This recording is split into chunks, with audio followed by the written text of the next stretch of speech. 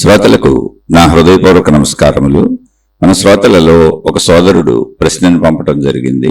ఆ ప్రశ్న, do you mean that we have to connect, అంటే అనుసంధానం, హృదయాకాశం విత్ బాహ్యాకాశమా? వీరి ప్రశ్న ఆత్మానుభవం ఎలా కలుగుతుంది అనేటువంటి 1003వ శీర్షిక విని ఈ ప్రశ్న వేశారు.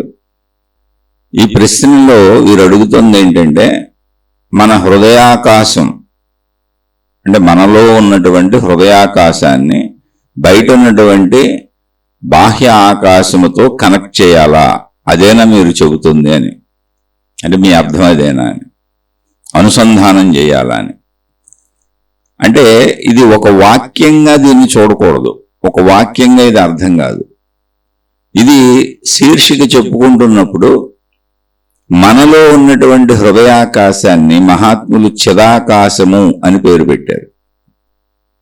చిదాకాశము అంటే ఆకాశం అంటే బయట ఏముందో మనలో కూడా అదే ఉంది, ఆకాశం ఒకటే. చిదాకాశము అని ఎందుకన్నారంటే చైతన్యముతో కూడిన ఆకాశము. చిత్ అంటే చైతన్యము. ఇప్పుడు మనలో చైతన్యత ఉంది, ఆ చైతన్యతతో కూడినటువంటి ఒక ఆకాశము, బయటలా ఆకాశము కనపడుతుంది, అది మనలో కూడా ఉంది. మనం శరీరాన్ని మాత్రమే గ్రహిస్తున్నాం, మనలో ఉన్నటువంటి మన ఆకాశతత్వాన్ని మనం గ్రహించట్లా. ఇప్పుడు వీరు బయట ఉన్న ఆకాశాన్ని మన లోపల ఉన్న ఆకాశాన్ని అనుసంధానం చేయాలంటే విషయపరంగా వినటానికి బాగానే ఉంది, కానీ అసలు లోపల ఆకాశం మనకేం తెలుసు? బయట ఉన్న ఆకాశం అనుసంధానం చేయటానికి దీనికి మనకి పూర్వపు గ్రంథాలలో అనేక ఉదాహరణలు చెబుతారు. అంటే మనుషులు ఎలా ఉన్నారు, ఆ ఏకత్వము, అనంత ఆత్మశక్తి ఏకత్వం ఎలా ఉంది అనేదానికి ఘటముతో అంటే ఘటము అంటే కుండతో ఉదాహరణలు చెబుతారు. ఒక ఖాళీ కుండను అక్కడ పెట్టాం, ఆ కుండ లోపలంతా ఖాళీ ఉంది, ఆ ఖాళీని ఏమంటాం? ఆకాశం అని అంటాం మనం. దాన్ని ఘటాకాశము అంటే ఉదాహరణగా చెప్తాయి పూర్వపు గ్రంథాలు. ఘటాకాశము అంటే ఖాళీ ఎక్కడున్నది ఆకాశమే. ఇప్పుడు కుండ ఉంది, అక్కడ కుండను పెట్టాం, కుండలో ఉన్న ఆకాశం అది. అలాగే మన హృదయములో ఉన్నటువంటి అంటే మనలో ఉన్నటువంటి చిదాకాశము మనలో కూడా ఉంది, ఆ కుండలో ఉన్నట్టుగా. అయితే ఇప్పుడు అది కుండలో ఆకాశము, బయట ఆకాశము. కుండకు బయట చుట్టూ ఏముంది? మళ్ళీ అంత ఆకాశమే ఉంది, ఖాళీ ఉంది. ఇప్పుడు కుండలో ఉన్న ఆకాశము, బయట ఉన్న ఆకాశము విడివిడిగా ఉందా? ఇది ప్రశ్న, అర్థం చేసుకోవాల్సిన ప్రశ్న. ఇది ఆకాశం అనేది పేరు మాత్రమే, అది అత్యంత సూక్ష్మమైనటువంటి స్థితి, ప్రదేశము, శక్తి. దాన్నే అనంతాత్మశక్తి అన్నారు. అక్కడ ఏమన్నా ఉందా లేదా అనేది మనకు ఎందుకు తెలియట్లేదు అంటే, మన శరీరంతో మనం తెలుసుకునేది. మన కన్ను కొంతవరకే చూడగలదు, మన చెవి కొంతవరకు తక్కువ శబ్దాలు మాత్రమే వినగలదు, అంతకంటే తక్కువ వినలేదు. మన శరీరము కళ్ళు అంతకంటే తక్కువ చూడలేదు. బోల్డ్ బ్యాక్టీరియా ఉంది, చాలా. బ్యాక్టీరియా అంటేనే సూక్ష్మ క్రిములు, చూడలేం మనం, అవి మన కంటికి కనపడవు, కాబట్టి లేవు అనుకొని తిరిగేస్తున్నాం మనం. అలాగే మనకు స్పర్శ ఒక స్థాయి వరకే తెలుస్తుంది, ఆ స్థాయి కంటే తక్కువ స్పర్శ తెలియదు మనకి. అలా మానవ శరీరంలో పంచేంద్రియాలకి, మన శరీరానికి గ్రహించడానికి ఒక పరిమితి ఉంది, అంతకంటే తక్కువ పరిమితిని మనం గ్రహించలేం. ఇప్పుడు ఈ ఆకాశం అనేది సూక్ష్మత అనేది అతి తక్కువ స్థాయికి వెళ్ళిపోతే ఎంత ఉంటుందో అంత సూక్ష్మతగా ఉంది. అంటే ఇంక ఎలా ఉంది మనిషికి అంటే అక్కడ ఏమీ లేదు అన్నట్టుగా ఉంది. అయితే దీన్ని మనం ఎలా అర్థం చేసుకోవాలి? మరి అక్కడ లేదు రైట్, కానీ మనం అర్థం చేసుకోవాలి కదా. దాన్ని మనం ఎలా అర్థం చేసుకోవాలి అంటే,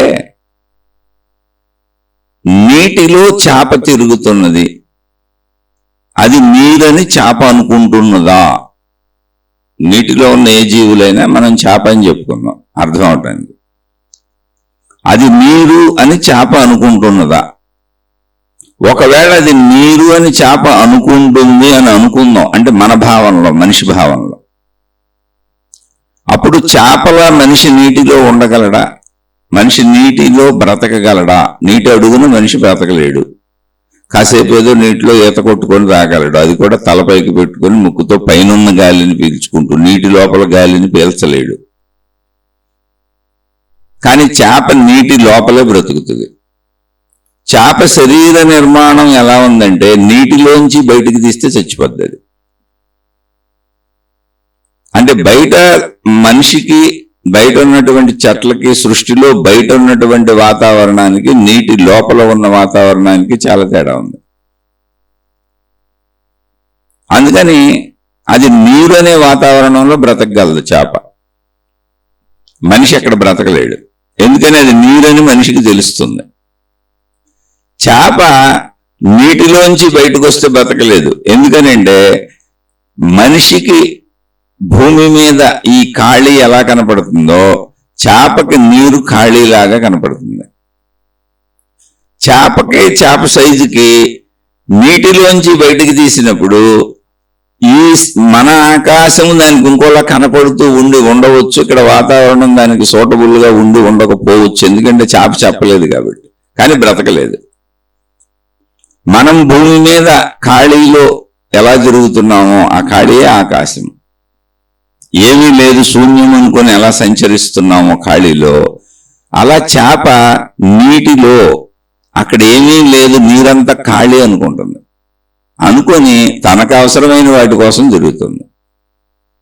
అలా కొన్ని కోటాను కోట్ల చేపలు నీటిలో ఉంటాయి, అనేక జీవరాశులు ఇంకా ఉంటాయి అందులో.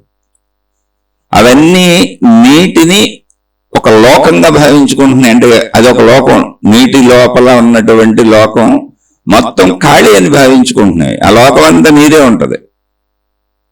కానీ ఆ నీరుని మనం ఆకాశం అని ఎలా భావించుకుంటున్నామో, భూమి మీద మనం తిరిగే శూన్యత చేపలు అలా భావించుకుంటున్నాయి. అంటే మనం శక్తి అనేటువంటి సాగరంలో తిరుగుతూ, శక్తి సాగరం, అనంత ఆత్మశక్తి అని పేరు పెట్టారు. ఆ సాగరంలో తిరుగుతూ ఆ ఆత్మశక్తి ఎక్కడ ఉంది? ఏమీ లేదు, ఇదంతా ఖాళీ అని ఉంటున్నాం మనం. చేప నీరు ఎక్కడ లేదు, నీరు ఎక్కడ ఉంది? ఇప్పుడు చేపకి వెళ్ళి ఇది మొత్తం నీటి లోకము, నువ్వు నీటి లోకంలోనే, ఆ నీటి లోకంలో పుట్టి, ఆ నీటి లోకంలో పెరిగి, ఆ నీటి లోకంలోనే చచ్చిపోతున్నావు అన్నాం అనుకోండి, చేపకేం అర్థం కాదు అసలు నీరు ఎక్కడ ఉందంటది. ఎందుకని నీరు చేపకి ఖాళీగా కనపడుతుంది. ఒక చేపను చూడకుండా లక్షల కోట్ల జీవులు ఉన్నాయి నీటిలో. సేమ్ అలాగే మనకి ఈ అనంత ఆత్మశక్తి మన శరీర నిర్మాణానికి ఖాళీలా, శూన్యంలా కనపడుతుంది. కానీ నీటిలో చేపలానే మనం అందరం బ్రతుకుతున్నాం. అలా అర్థం చేసుకోవాలి. అయితే అలా అర్థం చేసుకోవాలి అన్నప్పుడు ఇది ఉదాహరణగా చెప్పుకున్న విషయం. ఇప్పుడు ఈ ఖాళీలో తిరుగుతున్న మనలో ఖాళీ ఎక్కడుంది? మనం అంతా ఘనంగా అనిపిస్తుందిగా, మన శరీరం అంతా మాంసపు ముద్దగా అనిపిస్తుందిగా. మొత్తం మనం అంతా ఘన పదార్థంగా ఉన్నాగా, లోపల ఖాళీ ఎక్కడ ఉంటుంది అంటే, ఇప్పుడు మన శరీర నిర్మాణ శాస్త్రాన్ని చదువుకోవాలి. సైన్స్ చెప్తుంది ఆ విషయం. శరీర నిర్మాణ శాస్త్రం ఏంటి అంటే, అసలు ఒక వ్యక్తి మానవ శరీరంగా కాలు నుంచి తల వరకు మనం శరీరం అని అనుకుంటున్నాగా, అదంతా ముద్దలాగా, మాంసంలాగా, ఒకటేలాగా ఉందిగా. అంటే ఇక్కడ చెప్పారు, మానవ శరీరం మొత్తం కణజాలముతో నిర్మితమై ఉన్నది. కణములు అంటే ఒక ఇసుక రేణువుని తీసుకోండి. ఒక ఇసుక రేణువు ఒక కణం అనుకోండి ఉదాహరణకి. అలా విడివిడి కణాలతో నిర్మితమై ఉన్నది. అవన్నీ వాటి అమరిక మన శరీరంలోనే అనేక అవయవములు. అంటే తల నుంచి కాలు వరకు ఉన్న అవయవాలు ఏమున్నాయో, కన్ను, ముక్కు, చెవులు, ఇలా లోపల పనిచేసే అవయవాలు అన్ని కణముల కలయిక ఇవి. ఒక మనిషి శరీరంలో ఎన్ని కణములు ఉంటాయి అంటే, సుమారుగా ఒక మనిషి కణములో 37.2 ట్రిలియన్ల కణములు ఉంటాయి అని సుమారు అంచనా. అంటే అసలు మామూలుగా చెబితే 30 ట్రిలియన్ల నుంచి 40 ట్రిలియన్ల వరకు కణాలు ఉండే అవకాశం ఉంది మా ఒక మనిషి. అంటే 30 ట్రిలియన్లు అంటే 30 లక్షల కోట్లు. ఇక్కడ మనం తెలుసుకోవాల్సింది 30 ట్రిలియన్లు అన్నప్పుడు 30 లక్షల కోట్లు అవి. ట్రిలియన్ అంటే మన శరీరంలో ఉన్న కణాలు ఎన్ని అంటే 37.2 ట్రిలియన్ల కణాలు అంటే సుమారుగా. అంటే వ్యక్తి సైజును బట్టి మారుతూ ఉంటాయి. భారీకాయం ఉన్న వాళ్ళకి ఒకలా, అలా సైజును బట్టి మారుతూ ఉంటాయి. అంటే విడివిడిగా మన శరీరంలో ఎన్ని ఉన్నాయి అంటే 38 అనుకోండి, రౌండ్ ఫిగర్, లేదా 37 అనుకోండి. 37 లక్షల కోట్ల కణాలు ఉన్నాయి. 37 లక్షల కోట్ల కణాలు, అవన్నీ కలిపితే ఒక మనిషి శరీరం. ఇప్పుడు అంటే ఇందులో మళ్ళీ మగవాళ్ళకి సుమారుగా 36-37 లక్షల కోట్ల కణాలు, ఆడవాళ్ళకి మళ్ళీ తగ్గుతున్నాయి, 28-29 లక్షల కోట్ల కణాలు. చిన్నపిల్లలకి వాళ్ళ వయసును బట్టి 17 లక్షల కోట్ల కణాలు. ఇలా పెరుగుతూ ఉంటాయి కణాలు, మళ్ళీ పెరుగుతుంటే శరీరం పెరుగుతూ ఉంటుంది. ఇలా ఇక ఈ శాస్త్రం మనం చదువుకోలేదు, చదువుకున్నా మనకు అనవసరం. ఇప్పుడు మనం మళ్ళీ వెళ్ళిపోయి సైన్స్లోకి వెళ్ళిపోతాం. ఏదో చిన్నప్పుడు సామాన్య శాస్త్రం అని పాఠాల్లో చెబుతారు, అంత చాలు.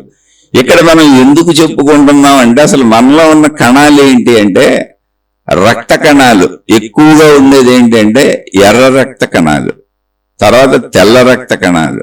అలాగే మన శరీరంలో మొత్తం చర్మం ఉంది, చర్మం అంతా కణజాలమే, మాంసం అంతా కణజాలమే. మనకన్న ఎముకల్లో మజ్జ, వీర్యము, స్పెర్మం, స్త్రీ పురుషులు కలిసినప్పుడు వీర్యం రిలీజ్ అవుతుంది. అది వీర్యం మనకు తెల్లగా ద్రవ పదార్థంలా ఓ ముద్దలా కనపడుతుంది, ద్రవంలో జల్ల కాదు, అది అంతా కణజాలమే. మనకు రక్తంలో కనపడుతుంది, నీరులా రక్తంలో పట్టుకుంటే చేతికి రంగు కూడా ఉంటుంది, ఎర్ర రంగు, కానీ అదంతా కణజాలమే. మొత్తం కణాలతో సమూహం ఇది. కణాలు విడివిడిగా అంటే ఇసుక రేణువుని అర్థం చేసుకోండి కణం అంటే. అది చిత్రమైన విషయం ఏంటంటే ఒక మనిషిలో ఈ మానవ కణాలన్నీ కూడా ఉన్నాయి కదా, ఇవన్నీ ఎలా ఫీల్ అవుతాయి అంటే ప్రతి కణము తాను వేరు వేరు అని ఫీల్ అవుతుంది. ఒక మనిషిగా మనం ఎలా ఫీల్ అవుతున్నామో, మొత్తం మనిషిగా నేను వేరు మీరు వేరు అని మనం ఎలా ఫీల్ అవుతున్నామో, ప్రతి కణము అలా కూడా తనకు తాను వేరుగా ఫీల్ అవుతుంది. వేరుగా ఫీల్ అయ్యి తనను తాను రక్షించుకోవడానికి మనం ఎలా ప్రయత్నించుకుంటున్నామో, మనకు ఆకలికి అన్నింటికి అవసరాలు ఎలా ఉన్నాయో, ఒక మనిషికి అవసరాలు ఎలా ఉన్నాయో, ఒక కణానికి మొత్తం అవసరాలన్నీ ఉన్నాయి. అంటే మనలో ఉన్న 37 లక్షల కోట్ల కణాలు, 37 లక్షల కోట్ల మంది మనుషులు అనుకోండి, వేరు వేరు వేరు వేరు మనుషులు అనుకోండి. అంటే మనిషికి ఉన్న అన్ని ఫీలింగ్స్ దానికి ఉన్నాయి. ఆ కణములకు ఉన్న ఫీలింగ్సే మనలో పనిచేస్తున్నాయి, మనకున్న ఫీలింగ్స్. ఇప్పుడు మనం వేసుకునే మందులు కానీ, మనం తినే ఆహారం కానీ, మనం లోపలికి పంపే ఏదైనా గాలి కానీ, పీల్చే గాలి కానీ, తాగే నీరు కానీ, అన్ని ప్రతి కణము వాటి కోసం ఎదురు చూస్తూ ఉంటుంది. వాటిలో తనకు కావలసిన వాటిని తీసుకొని బ్రతుకుతూ ఉంటుంది. అది కూడా మనలాగే ప్రయత్నించుకుంటూ ఉంటుంది అన్ని. అయితే శరీర నిర్మాణంలో ప్రతి కణము తనను తాను విడిగా భావించుకుంటుంది. కానీ ఈ కణములన్నీ కలిస్తే ఒక మానవ శరీరం. దానికి మానవ శరీరంలో ఉన్నానని దానికి తెలియదు ఆ కణానికి. మనకి నేను అన్న భావన ఎలా ఉంది అలా. ఇప్పుడు మనం ఉదాహరణగా దీన్ని అర్థమయ్యేలా చెప్పుకోవాలంటే 37 లక్షల కోట్లండి ఎవరికే, మగవాడి శరీరంలో. ఆడవాళ్ళకి సుమారుగా 27-28 లక్షలు. ఉదాహరణ అర్థం చేసుకోవడమే, 10 లక్షలు తగ్గించుకోండి, 10 లక్షల కోట్లు. మగవాళ్ళకి 37 అయితే ఆడవాళ్ళకి 27-28 అనుకోండి, కొంచెం తక్కువ. అంటే మనలో అన్ని జీవులు ఉన్నాయి. కణం అంటే ఏంటి? జీవే. దానికి ప్రత్యేకత ఉంది. అది తనను తాను ఒక జీవిగా భావించుకుంటుంది. ఒక మనిషికి ఎన్ని అవసరాలు ఉంటాయో దానికి అన్ని అవసరాలు ఉన్నాయి. ఒక మనిషి ఎలా ప్రయత్నిస్తాడో అది అన్ని ప్రయత్నాలు చేస్తుంది. ఏ విషయం మనకు తెలియదు, కానీ ఆ కణములన్నీ కలిస్తే మనం, అందులో కణాలు సుమారుగా 7 సంవత్సరాల వరకు కొన్ని కణాలు బతుకుతాయి. అంటే ఇది విడివిడిగా మనం చెప్పుకోలేం. కొన్ని వెంటనే చచ్చిపోయి ఉంటాయి, కొన్ని తక్కువ కాలంలో చచ్చిపోయి ఉంటాయి, కొన్ని 7 సంవత్సరాలకి. అక్కడక్కడ విన్నది ఏంటంటే ప్రతి 7-8 సంవత్సరాలకి మానవ శరీరం మొత్తం కొత్తగా రూపుదాల్చుకుంటది అని. అంటే కొత్త కణాలు కొత్తగా అయిపోద్ది, మొత్తం అన్ని కొత్తగా తయారవుతాయి మళ్ళీ. అలానే ప్రతి రోజు కొన్ని చచ్చిపోతుంటాయి, కొన్ని వెళ్తా ఉంటాయి. అందుకే మనం ఆహారం తీసుకునేది. అసలు ఈ విధానం. ఇప్పుడు మనలో 37 లక్షల కోట్ల కణాలు ఉన్నాయని అసలు మనకు తెలుసా? కణాన్ని మనం చూడలేం, సైన్స్లో తెలుస్తుంది. ఇప్పుడు రక్త పరీక్షలు చేసేవాళ్ళు రక్త కణాలని చూస్తారండి. ఇప్పుడు ప్రతి కణం కూడా సజీవంగా ఉంది. ఆ సజీవమైన కణం ఏంటంటే, ఒక మనిషి సజీవంగా బ్రతుకుతున్నప్పుడు తన మనుగడ కోసం తన మీద, తన చుట్టూ ఉన్న వాళ్ళ మీద మనుషులు ఎలా ఆధారపడి ఉంటారు? ముందు మన మీద మనం ఆధారపడి మన కదలికలు ఉంటాయి, తర్వాత మన చుట్టూ ఉన్న వాళ్ళ మీద ఆధారపడి మన జీవితం ఉంటుంది, వృత్తి వ్యాపార ఉద్యోగాలు కానీ అన్ని. అలాగే సేమ్ కణాలు కూడా దాని మీద అది ఆధారపడి కదులుతూ తన చుట్టూ ఉన్న కణాలతో ఆధారపడి ఉంటుంది. ఒక మనిషికి ఉండేటువంటి అవసరాలన్నీ దానికి ఉంటాయి. కానీ ఇదంతా అసలు మనకు తెలిసే మనలో ఇంత విశ్వం ఉందని. ఒక్క మాటలో చెప్పాలంటే, ఒక మనిషి ఎలా ఉంటాడు మీరు దాన్ని సృష్టిలో చూడాలనుకుంటే, మీ కంటితో సృష్టిలో చూడాలి అంటే, ఒక మనిషి మొత్తం తల నుంచి కాలు వరకు ఉన్నటువంటి మనిషి ఒక విశ్వం అనుకుంటే, ఏది 38 లక్షల కోట్ల కణాలతో కూడిన మనిషి అనుకుంటే, లేదా స్త్రీలైతే 28 లక్షల కోట్ల 29 లక్షల కోట్ల కణాలతో కూడినటువంటి మనిషిని నేను అనుకుంటే, నాలో అనేకత్వం ఉంది కానీ నేను ఏకముగానే ఉన్నాను. ఆ అనేకత్వమే నా ఏక శరీరాన్ని నిలిపి ఉంచింది. కానీ అసలు నేను ఎలా ఉండుంటాను అనే దాన్ని మనం చూడాలి అనుకుంటే, రాత్రిపూట మీరు ఆకాశాన్ని చూస్తే, నక్షత్రాలతో కూడిన ఆకాశాన్ని చూస్తే అవి మీకు ఎలా కనపడుతున్నాయో మనం అలాగే ఉంటాం. అంటే అంత కెపాసిటీలో ఎవరైనా ఒక మానవ శరీరాన్ని ఫోటో తీయగలిగితే. అంటే ఇది ఎందుకు చెబుతున్నానంటే, ఒక దోమ మనిషిని చూస్తే, ఆ దోమ సైజు జీవులు మనిషిని చూస్తే, ఆ దోమకు మనిషి ఎలా కనపడతాడు అనే దాన్ని నేను ఒక గ్రంథంలో చదివాను. అది గుర్తొచ్చి చెబుతున్నాను. ఒక దోమ మనిషిని చూస్తున్నప్పుడు ఆ దోమ సైజుకి మనిషి ఎలా కనపడతాడు అంటే, సేమ్ రాత్రిపూట ఆకాశంలో నక్షత్రాలతో కూడిన ఆకాశము, ప్రతి నక్షత్రానికి మధ్యలో బోల్డ్ ఖాళీ కనపడతా ఉంటుంది. అలా మనిషి కూడా అలాగే కనపడతాడు దోమకి. నక్షత్రాలతో కూడిన ఆకాశం లాగా మన 37 లక్షల కోట్ల కణజాలము వేరువేరుగా దూరంగా మధ్యలో ఖాళీలతో కనపడతా ఉంటుంది. కానీ మనంతా ఏక శరీరం. మళ్ళీ ఈ కణములో ప్రతి కణములోనూ ఖాళీ ఉంది, ఆకాశతత్వం ఉంది, పంచభూత తత్వం అంటే అది. అందుకే పంచభూతాలు అని చెప్పారు. ఇదంతా సైన్స్లోంచి వచ్చింది. పూర్వం ఆ పదాలు వేరు, ఇప్పుడు ఉపయోగిస్తున్న పదాలు వేరు అంతే, కానీ అదంతా సైన్స్లోంచి వచ్చింది. కాబట్టి ప్రతి కణములోనూ పంచభూత తత్వం ఉంది. అంటే ఆకాశం ఉంది, వాయువు ఉంది, తేజస్సు ఉంది, ద్రవత్వం ఉంది, ఘనత్వం ఉంది. ఘనత్వం ఉంది కనుకనే అది కణముగా ఉంది. ద్రవత్వము ఘనత్వము దాని స్థితిని మనం గమనించడానికి అవి ఘన పదార్థపు రూపాన్ని పొందుతున్నాయి. దాంట్లో తేజస్సు ఉంది,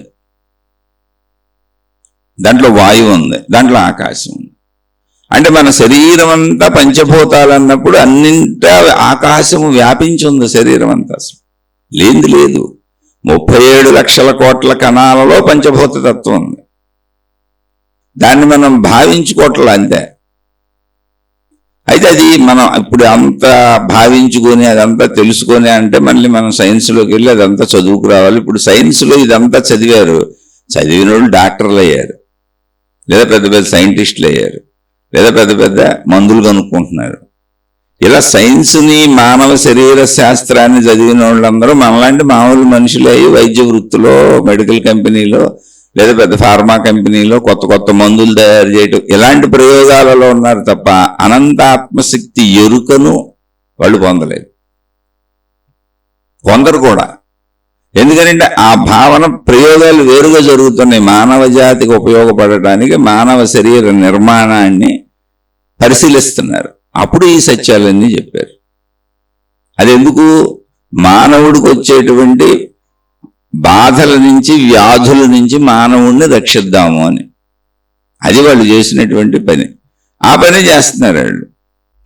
కానీ ఆధ్యాత్మిక అన్వేషణ చేసినటువంటి మహాత్ములు ఎవరున్నారో వాళ్ళని మహాత్ములు అన్నాం. వాళ్ళు ఇటు సైన్స్ పరంగా అంటే మానవ శరీర నిర్మాణానికి అవసరమైనటువంటి శాస్త్రాలను చెప్పారు. అవి చెప్పారు. అప్పట్లో దానికి వైద్య శాస్త్రానికి ఆయుర్వేదం అని పెట్టారు. ఆయుర్వేదం అంటే ఆయుష్కు సంబంధించినటువంటి వేదము. వేదము అంటే ఏం లేదు, తెలుసుకొనదగినది అంటే మనిషికి అవసరమైనటువంటి ప్రతి మనిషి తెలుసుకొనవలసినటువంటి విషయాలు ఇందులో ఉన్నాయి. దాని పేరు వేదము. అలా చెబుతూనే కొంతమంది మహాత్ములు దాని పూర్ణ తత్వాన్ని కనుక్కున్నారు. దాని పూర్ణతత్వం ఏంటి అంటే దాని పూర్ణతత్వము ఆకాశ స్థితి. ఇప్పుడు మనం పంచభూతాలు అన్నప్పుడు ఆకాశాన్ని ఖాళీ అంటున్నాం, అది ప్రతి కణంలో ఉందన్నాం. ఇప్పుడు మనం ఒక విశ్వం, మీరు గమనిస్తే ప్రతి మనిషి ఒక విశ్వము. ఇప్పుడు 37 నుంచి 40 వరకు 40 లక్షల కోట్ల వరకు మనిషిలో కణాలు ఉండొచ్చు, ఉండే అవకాశం ఉంది మనిషి సైజును బట్టి. అలా స్త్రీలో ఒక 30 లక్షల కోట్ల కణాలు ఉండే అవకాశం ఉంది. అంటే మనమే ఒక విశ్వం. మీరు ఆకాశంలోకి చూస్తే అసలు ఎన్ని కనపడుతున్నాయి? లక్షల కోట్లు. మీరు మామూలుగా అది ఊహకందదు, అసలు పదం వాడేమంతే. కానీ ఒక మనిషి శరీరంలో మనకు ఉన్నాయి, అవి మనకు తెలియదు. ఎందుకు తెలియదు అంటే శరీర నిర్మాణ భావన సృష్టిలో ఆ భావన ఒక్కొక్క దానికి ఇలా కలుగుతుందంతే. మళ్ళీ మనలో ఉన్న 37 లక్షల కోట్ల కణాలకే నేను వేరు వేరు వేరు వేరు అన్న భావన ఉంది. దేనికి దానికి అది ఒక మనిషి. మనం ఎలా ఫీల్ అవుతున్నాం అలాగే ఫీల్ అవుతుంది అది కూడా. అలా అన్నింట్లో కణజాలమే. వృక్షాలు కణజాలమే, మనం తినే ఆహార పదార్థాలు కణజాలమే, భూమి అంతా కణజాలమే, మొత్తం సృష్టి అంతా కణజాలమే. కణముల కలయిక. మన శరీరం మనకు ఎలా కనపడుతుందో భూమి అలా కనపడుతుంది, ఒక వృక్షం అలా కనపడుతుంది, ఒక జంతువు అలా కనపడుతుంది. కానీ మొత్తం అంతా కణజాలమే. ఈ కణజాలం అంతా పంచభూతాత్మకం. అంటే 5 పంచభూతాత్మకం అంటే ఏమి లేదు, 5. ఇది అర్థం చేసుకోవాలి. అర్థం చేసుకొని అవగాహన చేసుకోవాలి. అర్థం చేసుకొని అవగాహన చేసుకోవడానికి మనం చెప్పుకుంటున్నాం. అవగాహన అయ్యింది అనుకోండి, అప్పుడు ఆ భావాన్ని స్థిరపరుచుకోవాలి. అంటే ముందు వినాలి, శ్రవణం, తర్వాత మననం. శ్రవణం అంటే ఏంటి? వినాలి. ఆ వినేది ఎలా ఉండాలి? ఆ చెప్పేవాళ్ళు మనకే అది ఒక సత్యంగా చెప్పాలి. నమ్మమని, ఇది ఇంతే అని, నీకు అర్థం కాకపోయినా నువ్వు నమ్మాల్సిందే అని అలా మత గ్రంథాలు చెప్పినట్టు చెప్పకూడదు. నీ శరీరంలో నీకున్న విషయం నీకు తర్కబద్ధముగా, అంటే నీ బుద్ధిలో ఒక హేతుబద్ధత ఉంటుంది. హేతు అంటే ఏంటి? నువ్వు కంటితో చూస్తే నమ్ముతావు, నువ్వు చెవితో వింటే నమ్ముతావు, నువ్వు ముక్కుతో వాసన వస్తుంటే నమ్ముతావు, నీ చర్మానికి స్పర్శ తగిలితే నమ్ముతావు, నీకు నాలుగు రుచి తెలిస్తే నమ్ముతావు, ఇది తీపి ఇది పులుపు అని. అలా ఎంత చక్కగా కనపడితే వినపడితే నమ్ముతామో అలాగే ఇది జ్ఞానమునకు అర్థం అవటం అంటే ఏంటి? లాజికల్ గా మనలో ఉన్న జ్ఞానమునకు అవును ఇది నిజము అని అనిపించాలి. ఎందుకని నాలోనే ఉంది కదా. ఇప్పుడు ఈ కణజాలం నిరూపణం, అది నిరూపించారు మహాత్ములు. ఇప్పుడు మీరు వెళ్ళొచ్చు కావాలండి సైన్స్లో అందరూ. ఇప్పుడు మీరు రక్త పరీక్ష ఏంటంటే రక్త కణాలే, తెల్ల రక్త కణాలు, ఎర్ర రక్త కణాలు, మేజర్గా ఉండే ఎర్ర రక్త కణాలు. అలా అన్నింటిలోనూ కణజాలమే. ఏ పరీక్ష చేసినా, రక్త పరీక్ష చేయనివ్వండి, కళ్ళి పరీక్ష చేయనివ్వండి, మూత్ర పరీక్ష చేయనివ్వండి, మల పరీక్ష చేయనివ్వండి, లేదా చర్మపు పరీక్ష చేయనివ్వండి, అన్ని కణజాలమే. అదే డాక్టర్లకు తెలుసు, పరీక్ష చేసే వాళ్ళకి తెలుసు. అలా చదువులు చదువుకున్నారు. మనం ఆ చదువులు చదవలేదు కాబట్టి మనకు అది తెలీదు. తెలియక మనం మామూలుగా మొత్తం శరీరం అనుకుంటాం. సరే, అది చదువు. కానీ ఇక్కడ అర్థం చేసుకోవాలి. శ్రవణం అంటే ఏంటంటే ఆధ్యాత్మికతను చదువుకుంటున్నాం మనం. ఒక మాస్టర్ చెబుతున్నప్పుడు పిల్లలు ఎలా ఆ మాస్టర్ చెబుతున్న పాఠాన్ని విని అర్థం చేసుకునే ప్రయత్నం చేస్తారు. ఎలా చేస్తారో అలా చేస్తేనే కదా వాళ్ళు సంవత్సరం మొత్తం చదువుకున్నాక పరీక్షలు రాసి పాస్ అయ్యి మళ్ళీ నెక్స్ట్ క్లాస్లోకి వెళ్తారు. అంటే వాళ్ళు అర్థం చేసుకున్న దాన్ని గుర్తుపెట్టుకోవాలి. అంటే అది లోపల గుర్తుండాలి. పరీక్షలు రాయాలంటే సంవత్సరం అంతా చెబుతానే ఉంటారు, మధ్య మధ్యలో పరీక్షలు పెడతానే ఉంటారు మర్చిపోకుండా. కానీ సంవత్సరాంతంలో మొత్తం పరీక్ష వస్తుంది, అన్ని విషయాల మీద వస్తుంది, మొత్తం నువ్వు రాయగలగాలి. అంటే నీలో అది గుర్తుండాలి. గుర్తుండాలంటే నీ లోపల అది స్థిరపడాలి. అదే మననము.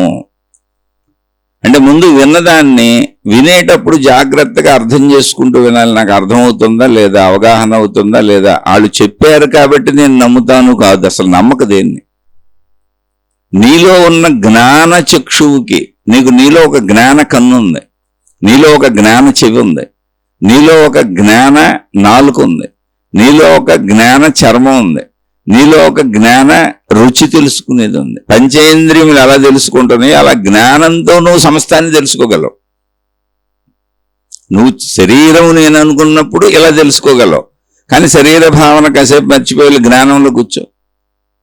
ఇప్పుడు జ్ఞానంలో నువ్వు అనుభవించినటువంటి తీపి భావాన్ని భావన చేసుకో. లోపల తీపి ఎలా ఉందో నీకు తెలుసుగా అనుభవంగా. స్త్రీ పురుష శారీరక సుఖాన్ని నువ్వు అనుభవించి ఉంటే అది ఎలా ఉందో ఒకసారి గుర్తు చేసుకో. తెలుసుగా, నీకు అనుభవమేగా.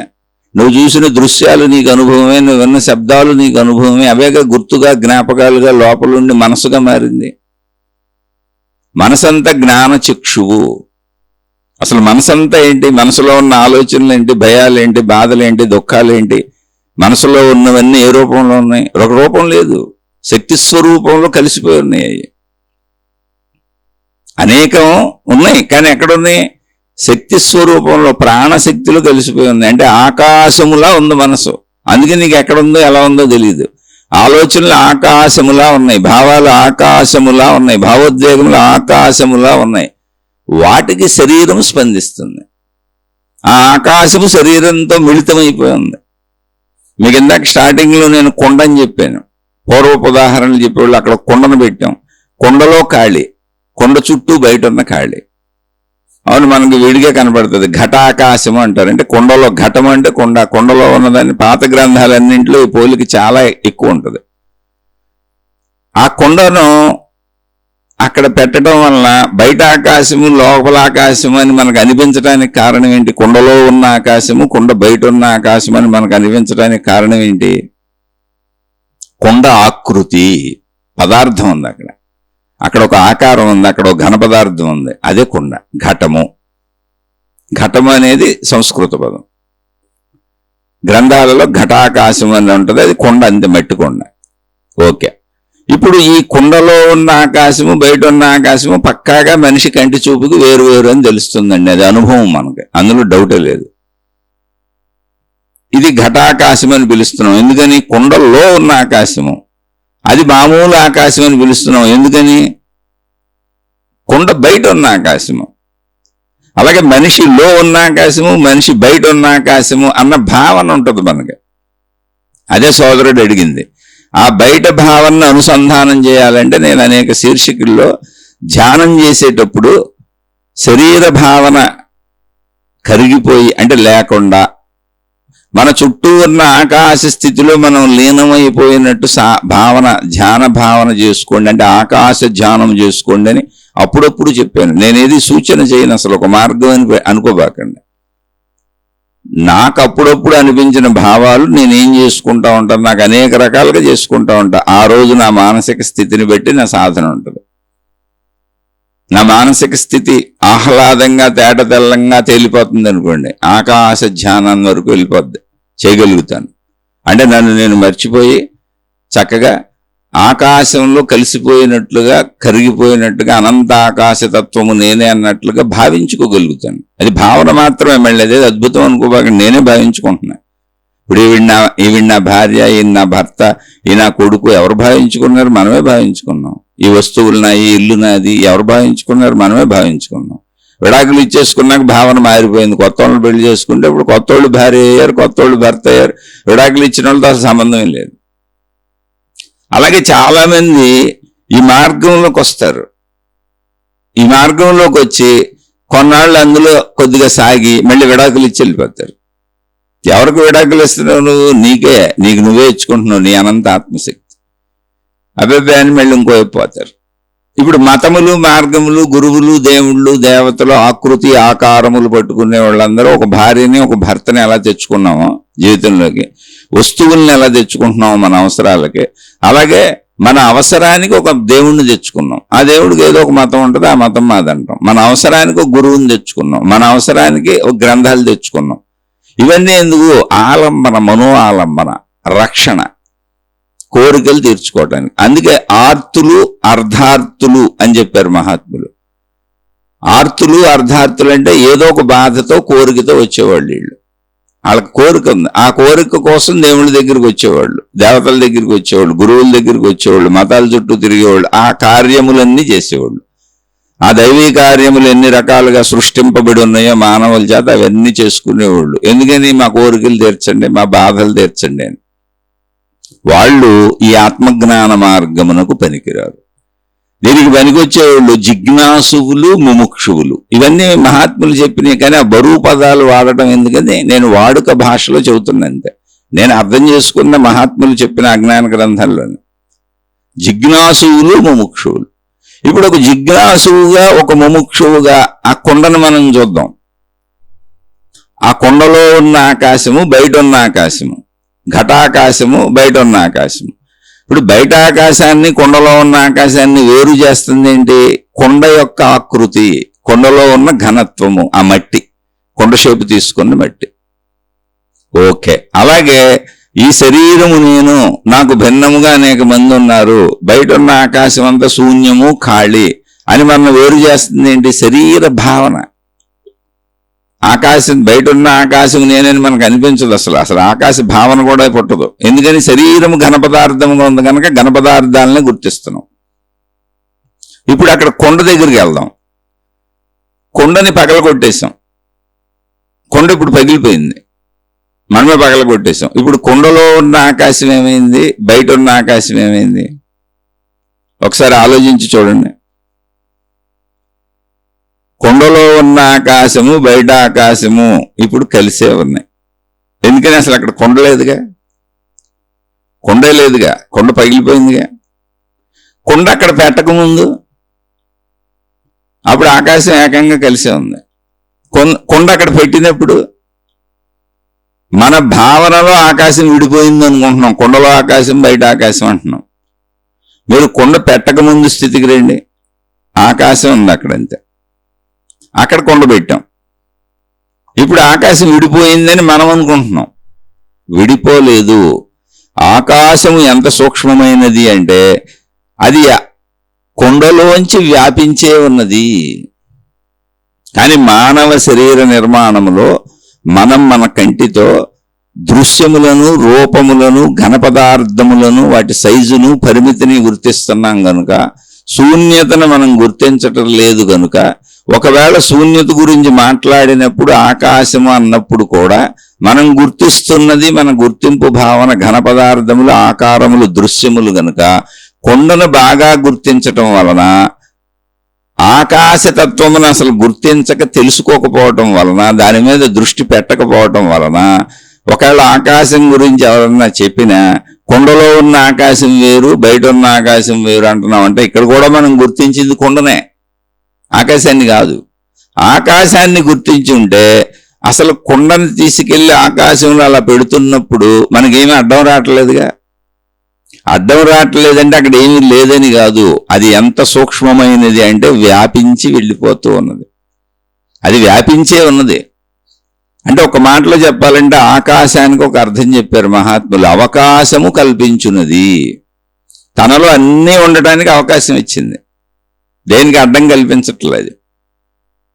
అంటే అవకాశం ఇవ్వటం అంటే ఏంటి? అది పక్కకు తప్పుకోట్లో ఉన్నదంతా అవకాశమే, ప్రదేశం అంతా ఆకాశమే, స్థలం అంతా ఆకాశమే, ఉన్నదంతా ఆకాశమే. ఆ ప్రదేశం ఆకాశమే, ఆ స్థలం ఆకాశమే. మరి ఇప్పుడు అక్కడ కుండను పెట్టినప్పుడు ఆకాశం ఏమైంది? అటు ఇటు జరిగిపోయిందా? మనకు కనపడలేదా? కాదు. అసలు జరగటానికి ఆకాశానికి ప్లేస్ లేదు. ఎందుకంటే ప్లేసే అది, ప్రదేశమే అది, స్థలమే అది, శక్తి అది, ఉన్నదంతా అదే. అది వ్యాపించిపోయింది కొండలోంచి.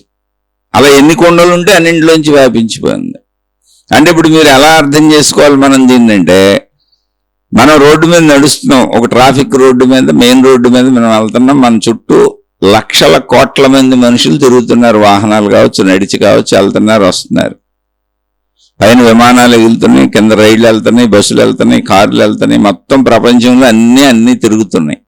అంటే ఏమైంది? ఇప్పుడు అన్నిటి నిండా ఆకాశము వ్యాపించే ఉంది. ఆకాశములోంచి తిరుగుతున్నాం, దండలో దారము వలె.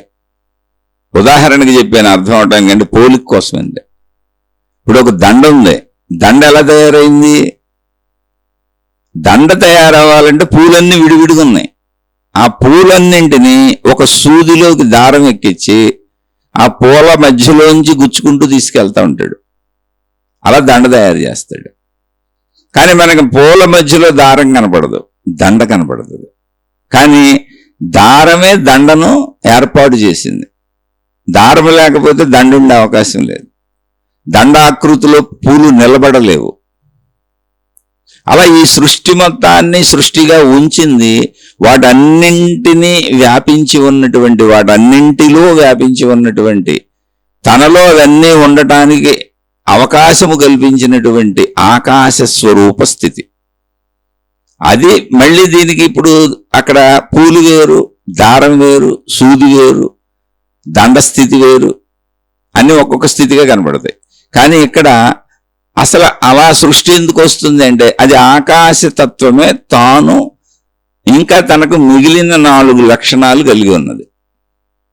ఒకటి, మొట్టమొదటిది ఆకాశతత్వం. అది ఎప్పుడు అదే ప్రదేశము, శాశ్వతముగా అలాగే ఉంటుంది ఎప్పుడు. ఆ శాశ్వతముగా అలాగే ఉండే ఆ తత్వం పేరే ఆత్మశక్తి. దాన్నే బ్రహ్మము అన్నారు. కానీ దానికి 4 లక్షణాలు, 4 గుణాలు, 4 స్వభావాలు దానిలోనే అంతర్లీనంగా ఉన్నాయి. అది వాయుతత్వం, అంటే చలనము కలిగి ఉన్నది. అంటే ఎక్కడ ఉంటుంది ఈ చలనం? ఇప్పుడు ఆకాశంలోనే ఉంటుంది. ఒక మనిషిలో కోపం ఉన్నట్టు, ఒక మనిషిలో దయ ఉన్నట్టు చలనతత్వం కలిగి ఉంది. దాని పేరు వాయువు.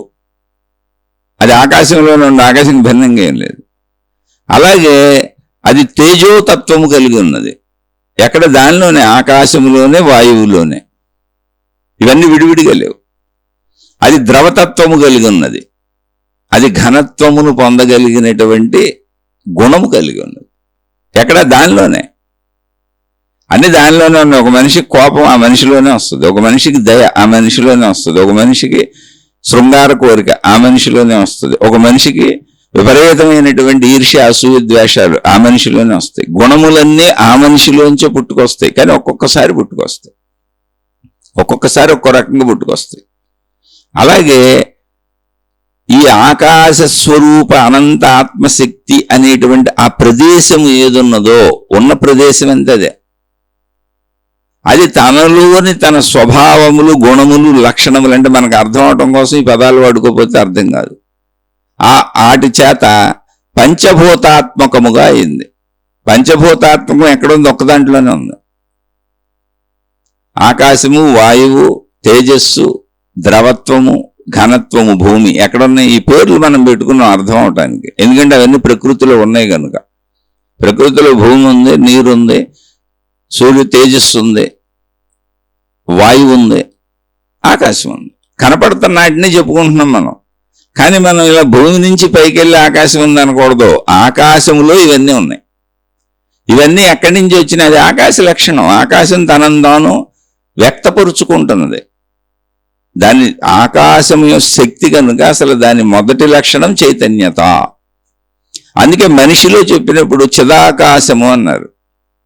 ఎందుకని? మనిషి నేను చైతన్యముతో ఉన్నాను, జీవుడను, బ్రతికున్నాను అనుకుంటాడు, కదులుతూ ఉంటాడు. బయట ఆకాశం కదులుతున్నట్టు తెలియట్లేదు. అందుకని బయట అసలు ఏమీ లేదు, శూన్యం అనుకుంటాడు. కాబట్టి మనిషి భావనలో ముందు మనిషికి అర్థమయ్యేలా చెబుదామని, నీ లోపల ఉన్నది చిదాకాశము, బయట ఉన్నది మామూలు ఆకాశం. నువ్వేదో భావించుకుంటున్నావుగా, నీ భావనలో చెప్పామన్నారు. అంతే, చైతన్య ఆకాశం అని చెప్పారు. అది భావనకి. అది తన గుణముల చేత, తన కదలికల చేత, తన చైతన్యత చేత, తన 5 లక్షణములు కలిగది వ్యక్తపరుచుకుంటుంది 5ంటిగా తనను తాను. ఈ 5 కలిసిపోయి వ్యక్తం అవుతున్నాయి, 5 విడివిడిగా వ్యక్తం అవుతున్నాయి. ఇలా అనేక రకములుగా సృష్టిలో నీకు ఎన్ని రకాలు కనపడుతున్నాయి అన్ని రకాలుగా అది తనను తాను వ్యక్తపరుచుకుంటుంది. మళ్ళీ వ్యక్తపరుచుకున్న దాన్ని తనలో తానే కలిపేసుకుంటుంది. అంటే ఇప్పుడు చూడండి, మనకు మెలకు వచ్చింది. మనం నిద్రలో ఉన్నంత వరకు అసలు ఏ భావన లేదు, అభావ స్థితిలో ఉంటాం ఒక మనిషిగా. మనం ఆ అభావ స్థితి ఏది ఉందో అది ఆకాశ స్థితి. మనం అప్పుడు ఎక్కడున్నామంటే ఆకాశ స్థితిలో ఉన్నాం, అంటే మన ప్రాణశక్తి స్థితిలో ఉన్నాం. ఆ అభావ స్థితి నుంచి మనకు మెలకు వస్తుంది. అంటే అభావ స్థితి నుంచి వచ్చే మెలకు ఏంటి? ఆ అభావ స్థితి నుంచే మనకు మెలకు వస్తుంది. అంటే ఆ అభావ స్థితి నుంచి వచ్చే మెలకు ఏంటి? భావస్థితి. అది భావస్థితి. అంటే అభావస్థితి నుంచి భావస్థితిలోకి వస్తున్నాం. భావస్థితి అంటే ఏంటి? ఒక ఎరుకు కలుగుతుంది, ఒక స్పృహ తెలుస్తుంది, నేనేం తెలుస్తుంది, ఇదేం తెలుస్తుంది, అదేం తెలుస్తుంది. అంటే భావస్థితిలోకి వస్తున్నాం. భావస్థితి అంటే ఏంటి? కదలిక. అభావస్థితి అంటే ఏంటి? కదలిక లేకపోవడం. ఆకాశ స్థితి అలా కనపడుతుంది. భావస్థితి కదలిక. ఇక కదలికలు ఎన్ని రకాలుగా కదులుతామో అలా సృష్టి శక్తి అభావ స్థితిలో శాశ్వతంగా ఉంటూ తనలో ఉన్నటువంటి చైతన్యత వలన తనలోనే భావస్థితులు పొందుతుంది. అదే సృష్టి మొత్తం. ఒక మనిషి ఎన్ని భావస్థితులు పొందుతాడు, అదే సృష్టి, మనకు కనబడే సృష్టి అంతా. ఇలా ఒక విషయాన్ని అర్థం చేసుకోవాలి. అందుకే సందేహాలు వస్తే ఏదైనా తప్పకుండా ప్రశ్నించండి, మళ్ళీ తెలుసుకుందామని చెబుతూ ఉంటాను. ఆ సందేహాలు అడగండి అని చెప్పడానికి కారణం అదే. ఎందుకంటే సందేహం ఎక్కడికక్కడ తీర్చుకుంటూ వెళ్ళిపోవాలి, లేదా అర్థం చేసుకుంటూ వెళ్ళిపోవాలి. ఇక్కడ మనం అర్థం చేసుకోవటం అనేది ఏంటి? చదువు, శ్రవణము. మనకు అర్థమయ్యేటట్టు ఒకళ్ళు చెప్పాలి, చెప్పేవాడు సరిగ్గా చెప్పాలి, మనకు అర్థమయ్యేట్టు చెప్పాలి, అర్థమయ్యేంత వరకు చెప్పాలి. అందుకని ఎన్ని సందేహాలు ఉన్నా తీర్చుకుంటూ ఉండాలి. అర్థం అవ్వకపోతే మననం కుదరదు. అంటే మళ్ళీ పదే పదే దాన్ని తలుచుకొని మనలో స్థిరపరుచుకోవటం కుదరదు. సేమ్ ఒక విద్యార్థి స్కూల్కి వెళ్ళి ఎలా చదువుకుంటాడు, ఇది కూడా అంతే. బాగా చదువుకున్నటువంటి విద్యార్థి ఉత్తమ మార్కులతో పాస్ అవుతాడు. కొందరు అంతకంటే తక్కువ, అంతకంటే తక్కువ, అంతకంటే తక్కువ, కొందరు తప్పుతారు, మళ్ళీ మళ్ళీ చదువుతూ ఉంటారు. ఇక్కడ కూడా అంతే. ఏది మీ అర్థం చేసుకుని బాగా చదువుకోవడం అనేది మీకు చెప్పే మాస్టర్ మీద మీరు గ్రహించి అర్థం చేసుకునే స్థితి మీద అర్థమైనాక, అంటే శ్రవణం అప్పుడే అర్థం అవటం ఉండిపోవాలి, చెబుతున్నప్పుడే అర్థం అవ్వాలి, అర్థమైంది మననం అవ్వాలి. ఆ మననమైన దాన్ని స్థిరపరుచుకోవడానికే ధ్యానము. మీలో స్థిరపరుచుకోవాలి. స్థిరపరుచుకుంటే ఇక్కడ ఏమవుద్ది? చదువు అది మనమే అయిపోతాం. అందుకని ఇది మన గూర్చిన చదువుగా, మనం ఎవరో అనేది తెలుసుకుంటున్న చదువుగా, ఇది మన సొంత చదువు. కాబట్టి ఈ చదువు బాగా మీరు వినేటప్పుడే అర్థమయ్యేలా గ్రహించాలి. అశ్రద్ధగా వినబాకండి, శ్రద్ధగా వినండి. వినటం అనేది ఒక తపస్సుగా ఉండాలి. ఎవరికి ఆసక్తి ఉన్న వాళ్ళకి. ఆసక్తి లేని వాళ్ళు అసలు వినకండి, ఇది పనికిరాదు మీకు. ఇది జిజ్ఞాసువులు ముముక్షువులకు మాత్రమే పనికి వస్తుంది. ఇది మహాత్ములు చెప్పింది, నేను చెప్పేది కాదు. ఆర్తులు అర్ధార్థులకు పనికిరాదు. ఆర్తులు అంటే బాధల్లో ఉన్నవాళ్ళు, అర్ధార్థులు అంటే ఏదో ఒక అవసరం మీద వచ్చిన వాళ్ళు, ఈ కావాలి అవి కావాలని. బాధల్లో ఉన్న అవసరాలతో వచ్చిన ఆ బాధలు తీర్చుకోవాలనో కోరికలు తీర్చుకోవాలనో దైవం దగ్గరికి వెళ్ళే వాళ్ళకి ఈ మార్గానికి అసలు సంబంధం లేదు. అవన్నీ మతాలు, దైవ ప్రచారాలు, దేవుళ్ళు, గురువులు, మహాత్ములు, దానికి సంబంధించింది. ఇది కేవలము జిజ్ఞాసువులు ముముక్షువులకి. అంటే నా బాధ ఏదో నేను పడతాను, నా గొడవ ఏదో నేను పడతాను, అది వేరే విషయం. నాకు అసలు ఈ తత్వం, నా సంపూర్ణత నాకు తెలియాలి అనే భావన ఉన్నవాళ్ళకి. అందుకని వినేటప్పుడే జాగ్రత్తగా వినాలి. అక్కడ ఏం అర్థం కాకపోయినా సందేహం అడగండి అనే కారణం అది. అయితే నేను మీకు అర్థమయ్యేంత మరి చెప్పగలుగుతున్నానో లేదో నాకు తెలీదు. కాకపోతే మరి నాకు తెలిసింది ఇంతే, ప్రయత్నిస్తూ ఉంటాను. ఇది కూడా నేను అసలు మిమ్మల్ని ఎవరినో ఉద్ధరించాలని చెప్పట్లా, నాకు నేను పదే పదే అనేక రకాలుగా చెప్పుకుంటున్నా. మీరు ప్రశ్నలు వేయటం వల్లనే నాకు అనేక రకాలుగా నాకు నేనే చెప్పుకునే అవకాశం వచ్చింది. ఇదంతా మననం. నాకు నేను చెప్పేది నేను వింటూ ఉంటాను, శ్రవణం నాకు మననం, సత్కాలక్షేపం.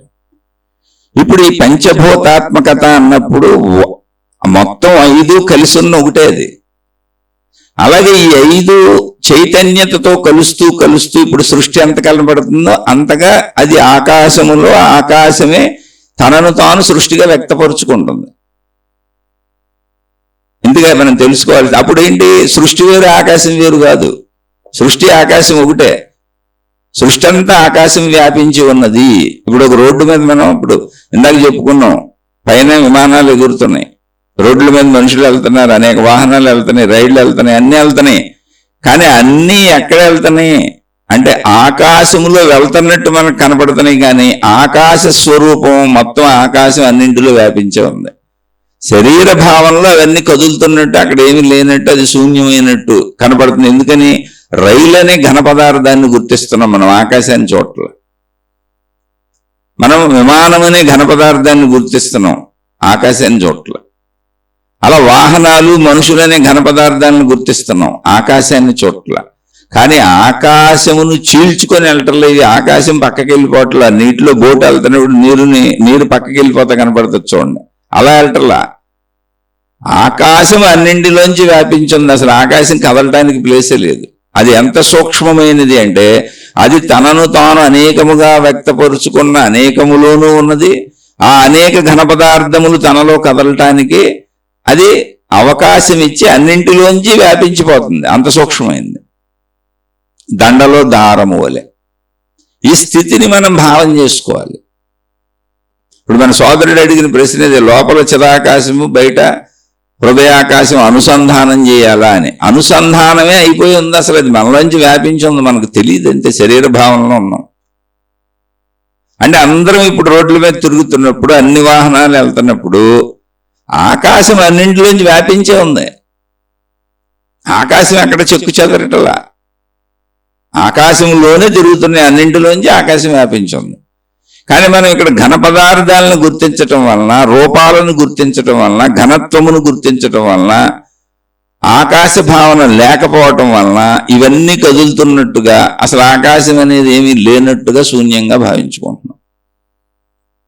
నీటిలో చేపలు ఎలా తిరుగుతున్నాయో అలా మనం ఆకాశంలో తిరుగుతున్నాం. ఆకాశం మన నుండి వ్యాపించే ఉన్నది. ఇది ధ్యాన భావనగా తీసుకోవాలి. ఆకాశ ధ్యానం అంటే అలానే ఇలాగే చెయ్యాలి అనే విధానం అసలు నేను చెయ్యను, చెప్పను. ఎందుకని నాకే చెబుతున్నా. ఎప్పటికప్పుడు మన శారీరక, మానసిక, కుటుంబిక, ఆర్థిక, సామాజిక పరిస్థితులను బట్టి భావమార్పు వచ్చేస్తూ ఉంటుంది మనలో. అంతా బాగుంది, ఆహ్లాదంగా ఉంది, హాయిగా ఉంది, స్థిరముగా ఉంది చిత్తం, శరీరం బాగుంది, కుటుంబం బాగుంది, అన్నీ బాగున్నాయి, మనసు హాయిగా ఉంది అనుకోండి, ఆకాశ ధ్యానమునకు అనుకూలత కుదురుతుంది. అందుకే ఎప్పుడు ఏదో ఒకటే సాధన చేయాలనుకునే వాళ్ళకి ఆ సాధన అసలు కుదరకపోవచ్చు. సాధన అనేది ఒక సాఫల్యత కోసం తప్ప సాధనలో ఏ గొప్పతనం లేదు. సాధనలో ఏ గొప్పతనం, ఇప్పుడు ఒక ఊరు వెళ్ళాలనుకున్నాం అనుకోండి, నడిచి వెళ్ళొచ్చు. ఆ ఊరు నడిచి వెళ్ళొచ్చు, సైకిల్ మీద వెళ్ళొచ్చు, అనేక వాహనాల మీద వెళ్ళొచ్చు. ఆ ఊరు వెళ్ళటానికి అనేక రకాల మార్గాలు ఉన్నాయి, అనేక రకాల వాహనాలు ఉన్నాయి. నువ్వు ఏ వాహనం మీద వెళ్ళావు అనేది ప్రాధాన్యత కాదు. అప్పట నీ పరిస్థితిని బట్టి, అప్పట నీకున్నటువంటి వనరులు, వసతులను బట్టి నువ్వు ఏ వాహనం మీద వెళ్ళినా ఊరు వెళ్తావు. ఒకసారి నువ్వు నడిచి వెళ్ళొచ్చు, ఇంకోసారి నీ దగ్గర సైకిల్ ఉండొచ్చు, ఇంకోసారి నీ దగ్గర మోటార్ సైకిల్ ఉండొచ్చు, ఇంకోసారి నీ దగ్గర ఎవరో రోడ్డు మీద వెళ్తున్న వాళ్ళు కారులో వెళ్తా నేను ఎక్కించుకెళ్ళొచ్చు, కారు ఉండొచ్చు, ఇంకోసారి నీ దగ్గర విమానం కూడా ఉండొచ్చు. కాబట్టి ఇప్పుడు నేను ఒకే దానిలో, ఒకే సాధనలో, ఒకే గురువుతో, ఒకే మతంతో, ఒకే పద్ధతితో వెళ్తాననేది కాదు అక్కడ. ఆ ఊరు వెళ్ళటం ప్రాధాన్యం, నువ్వు దేంట్లో వెళ్ళావు అన్నది కాదు అసలు ఇక్కడ విషయం. అన్నింటిలోంచి వెళ్ళే సౌకర్యాన్ని వాడుకో. ఇక్కడ వెళ్ళే సౌకర్యం, విమానంలో వెళ్ళినా సౌకర్యం, వెళ్ళే సౌకర్యం, ట్రైన్లో వెళ్ళినా, బస్సులో వెళ్ళినా, రైల్లో వెళ్ళినా, మీరు ఏ వాహనంలో వెళ్ళినా, నడిచి వెళ్ళినా, అవి వెళ్ళే సౌకర్యాలు అవి. అలాగే సాధనలన్నీ సౌకర్యములు. అంటే సౌకర్యములు అంటే ఏంటి? సాధన ఇప్పుడు ఎలా ఉండాలి? సౌకర్యవంతంగా ఉండాలి. నువ్వు చేయలేని సాధన చేయకూడదు. అదే మానసిక స్థితిని బట్టి సాధనా పరిస్థితి మారిపోతూ ఉంటుంది. అంత ఆహ్లాదంగా ఉంటే ఆకాశ ధ్యానం చేయొచ్చు. అంత బాగుంది, హాయిగా ఉన్నాం, ఆనందంగా ఉన్నాం, ప్రశాంతంగా ఉంది. అప్పుడు ఆకాశ సాధనకే మొత్తం ఈ భావన భావించుకొని స్థిరపడటానికి వీలుగా ఉంటుంది. కాదు కొంచెం ఎక్కడో శరీరానికి ఇప్పుడు అనారోగ్యం వచ్చింది, ఇప్పుడు నేను ఆకాశ భావన చేయడానికి అనారోగ్యం నన్ను బాధిస్తుంది, అప్పుడు నేను శరీరపరమైన సాధన చేయాలి. ఆ శరీరపరమైన సాధన ఏంటి? ఏ జపమో చేసుకో, లేదా ఏదో విను, ఏ శ్రవణం, ఇలాంటి శీర్షికలు విను, లేదా పుస్తకాలు చదువుకో. నువ్వు ఎందులో ఉన్నావు అదే చేసుకో. లేదా ఏమీ లేదు, నేను అనంత ఆత్మస్వరూపుడు నేను నోటితో గట్టిగా అనుకో, అదే జపం. మళ్ళీ నువ్వు దీనికి సంబంధించింది కాక ఇంకో దాని వైపు వెళ్ళావనుకో, వెళ్ళొచ్చు. ఎలా వెళ్ళాలి? దీనికి సంబంధించిన గురువులో, దీనికి సంబంధించిన మహాత్ములో చెప్పిన, ఇప్పుడు రమణ మహర్షి పేరు తలుచుకో అంటే నేను చెప్పట్లా, నీవెవరుంటే ఆత్మజ్ఞాన బోధకుల్ని తలుచుకో. ఎందుకంటే అప్పటికి శరీరం బాధలో ఉంది, ఇబ్బందిలో ఉంది, అది ఆహ్లాదంగా లేదు ఆకాశ స్థితిని భావన చేసుకోవడానికి. ఎందుకని శరీర స్థితి గుర్తొచ్చేస్తుంది అనారోగ్యం వలన. ఏ ఒళ్ళంతా నొప్పులుగా ఉంది, బాధగా ఉంది. ఇంకా మనిషికి సహజంగా బాధలు, శరీరానికి అనేక బాధలు వస్తాయి మరణించే లోపల. లేదు మనసుకు బాధగా ఉంది, ఇప్పుడు మనసు నిలబట్ల, మనోగాయమైంది, ఏదో ఒకటి ప్రాబ్లమ్స్ ఉంటాయిగా. అప్పుడు మళ్ళీ మనసును శాంతపరచడానికి ఏం చేయాలి అంటే మళ్ళీ నువ్వేదో పదార్థ రూపమైన పని సాధనే చేయాలి. అప్పుడు ఎలాంటివి చెప్పేవాళ్ళ దగ్గరికి వెళ్ళి కూర్చో, లేదా ఎలాంటి చెప్పే ఉపన్యాసాలు విను, నీకు అందుబాటులో వాళ్ళు దొరికితే వాళ్ళ దగ్గరికి వెళ్ళి కూర్చో.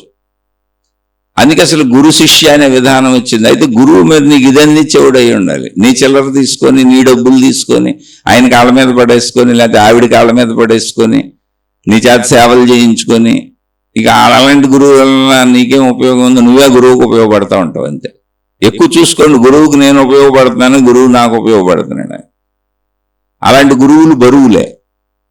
అందుకని ఎంపిక కరెక్టే, అవసరమందే. శరీరపరం మానసిక బాధలకు వచ్చినప్పుడు ఆకాశ ధ్యానం కుదరకపోవచ్చు. మళ్ళీ ఈ శరీర బాధలు ఈ మానసిక బాధలు తగ్గిపోతే ఇదిగో మీరు ఈ కట్టడాల కిందకు వచ్చి కూర్చొని ధ్యానం చేయండి, కట్టడ ప్రభావం ఆకర్షించేస్తుంది విశ్వశక్తిని అంతా అని పిచ్చ ప్రయోగాలు, పిచ్చ విధానాలు బోళ్ళు తయారు చేశారు. నాయన విశ్వశక్తి సమస్తము ఆవరించి ఉన్న అనంత ఆత్మశక్తి, అది ప్రత్యేకంగా ఒక కట్టడంలో దూరటము, ఇంకో కట్టడాన్ని వదిలేయటం ఉండదు. దానికి భౌతిక పోలికలు చెప్పకండి. ఉన్నదంతా ఒకటే విశ్వశక్తి, అది అసలు మనిషి ఆ విశ్వశక్తి స్వరూపం. నువ్వు ఎక్కడున్నా నువ్వు విశ్వశక్తివే. వెళ్ళి ప్రత్యేక కట్టడాల కింద కూర్చొని పిచ్చలెక్కిస్తున్నారు మనుషుల కంటే, వేరు భావన ఇంకా పెంచుతున్నారు. ఈ కట్టడం అయితే విశ్వశక్తిని ఆకర్షిస్తుంది, ఆ కట్టడం అయితే విశ్వశక్తిని ఆకర్షించదు. అవి వేరు భావన పెంచుకోకుండా సృష్టి అంతా విశ్వశక్తి. ఇంక అసలు నువ్వు మొత్తం నీకు ఎలా కావాలంటే అలా సాధన చేసుకో. అన్నీ బాగుంటే ఆకాశ ధ్యానం చేయి. లేదు శరీర మనస్సులు బాగోలేదు, కుటుంబ పరిస్థితులు ఇబ్బందులు వచ్చినాయి, ఆర్థిక పరిస్థితులు ఇబ్బందులు వచ్చినాయి, అప్పుడు మనసు నిలబట్టలేదు. ఎవరికైనా ఉంటుంది అది. మహాత్ములు కూడా ఆ స్థితిలో అనుభవించారు. ఎందుకని ఆ పరిస్థితి చక్కబడే వరకు నిలబడదు. అప్పుడు నువ్వు దానికి సంబంధించినటువంటి అటువంటి సాధన చేయి. ముందు అది తీర్చుకునే ప్రయత్నం ఏంటో చూడు.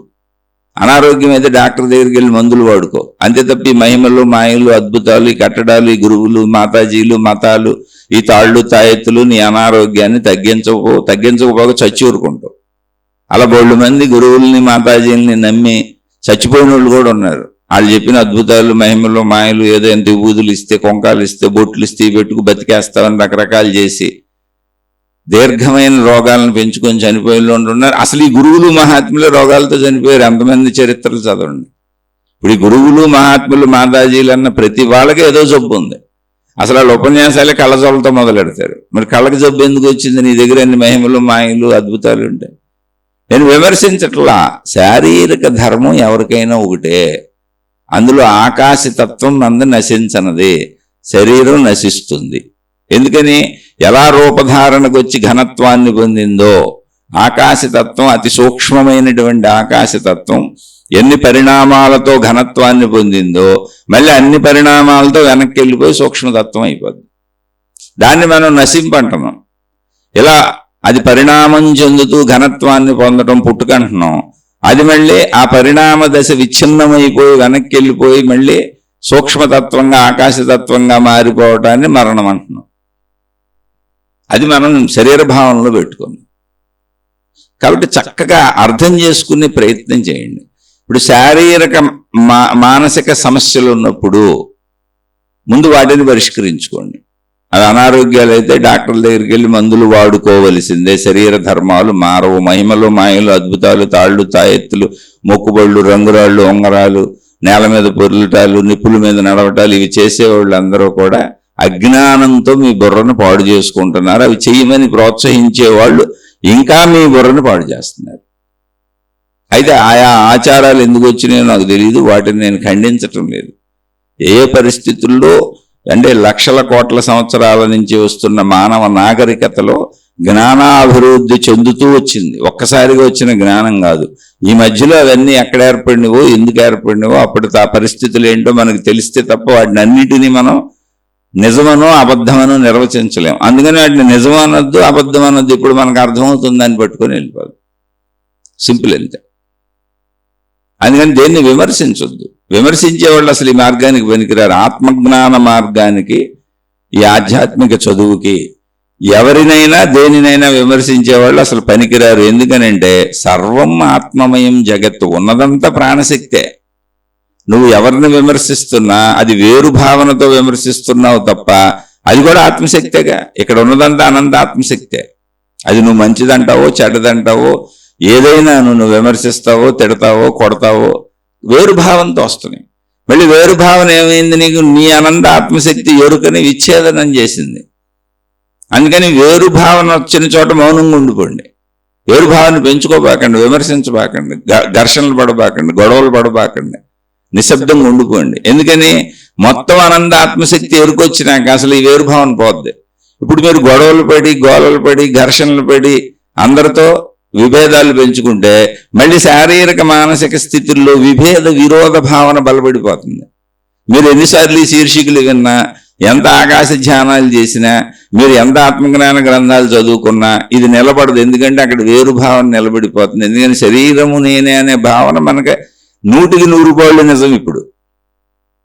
కనుక దాంతో చేసినవన్నీ 100% నిజమైపోతాయి. ఘర్షణలు గొడవలు అశాంతులు ఇవన్నీ నిజమైపోతాయి.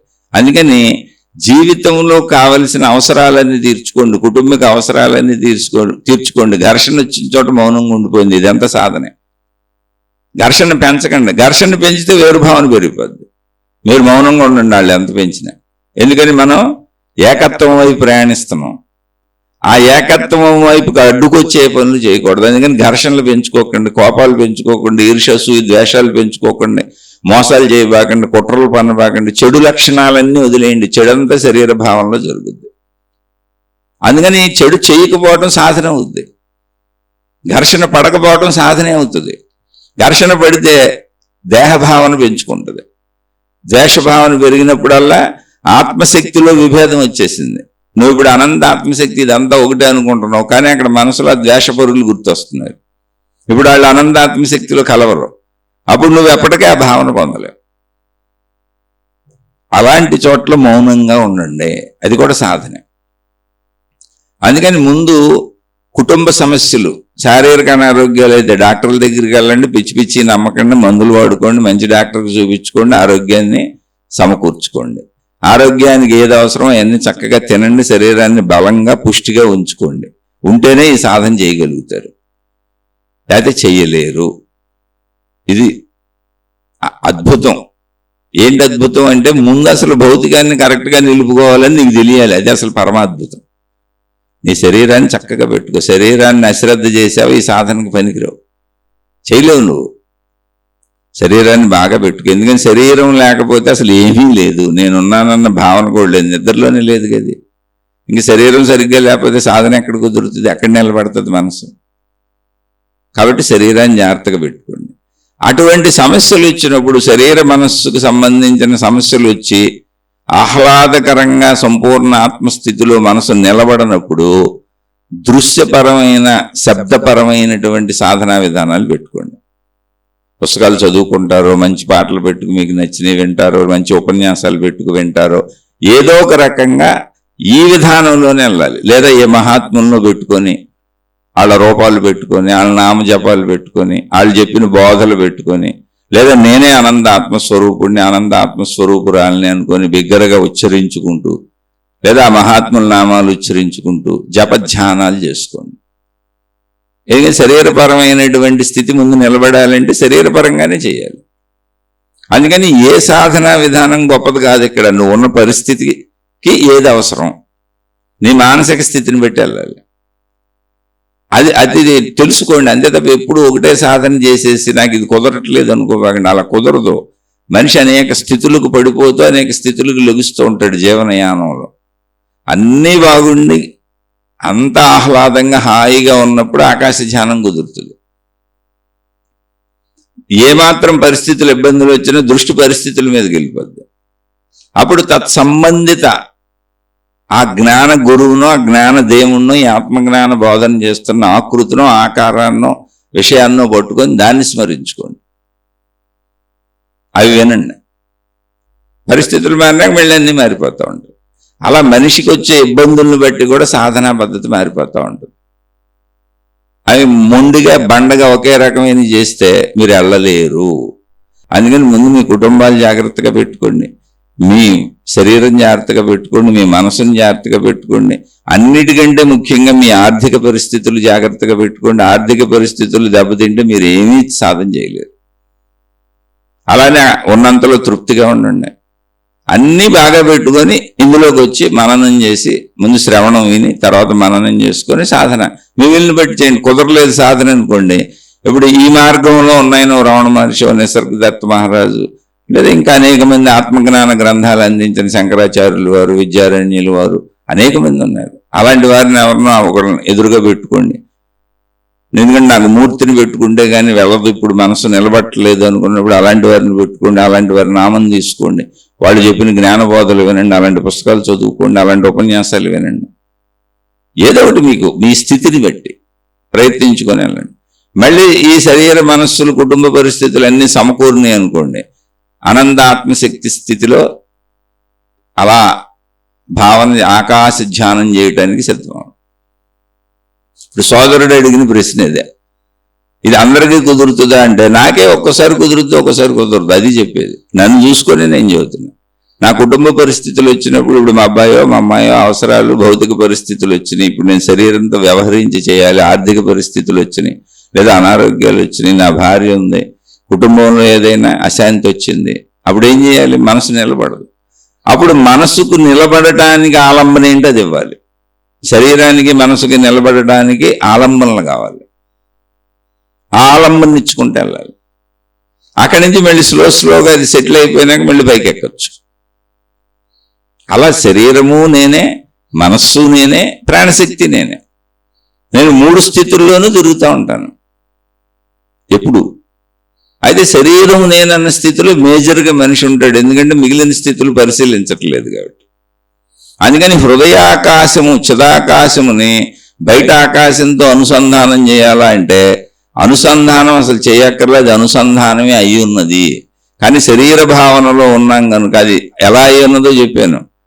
విమానాలు ఎగురుతున్నాయి, రైళ్లు వెళ్తున్నాయి, మనుషులు తిరుగుతున్నారు, వాహనాలు తిరుగుతున్నాయి, అన్నీ అక్కడ తిరుగుతున్నాయి, ఆకాశంలోనే తిరుగుతున్నాయి. ఇప్పుడు ఆకాశం వీళ్ళు తిరుగుతుంటే ఎక్కడైనా విడిపోయిందా? అది శక్తి స్వరూపం, కాన్షియస్నెస్. అది ఒక స్పృహ, ఒక ఎరుక. అది అందరిలోంచి వ్యాపించింది. అందరూ దానిలోంచి వెళ్ళిపోతున్నారు, దానిలోంచే కదులుతూ తిరిగేస్తున్నారు. అంత సూక్ష్మమైంది.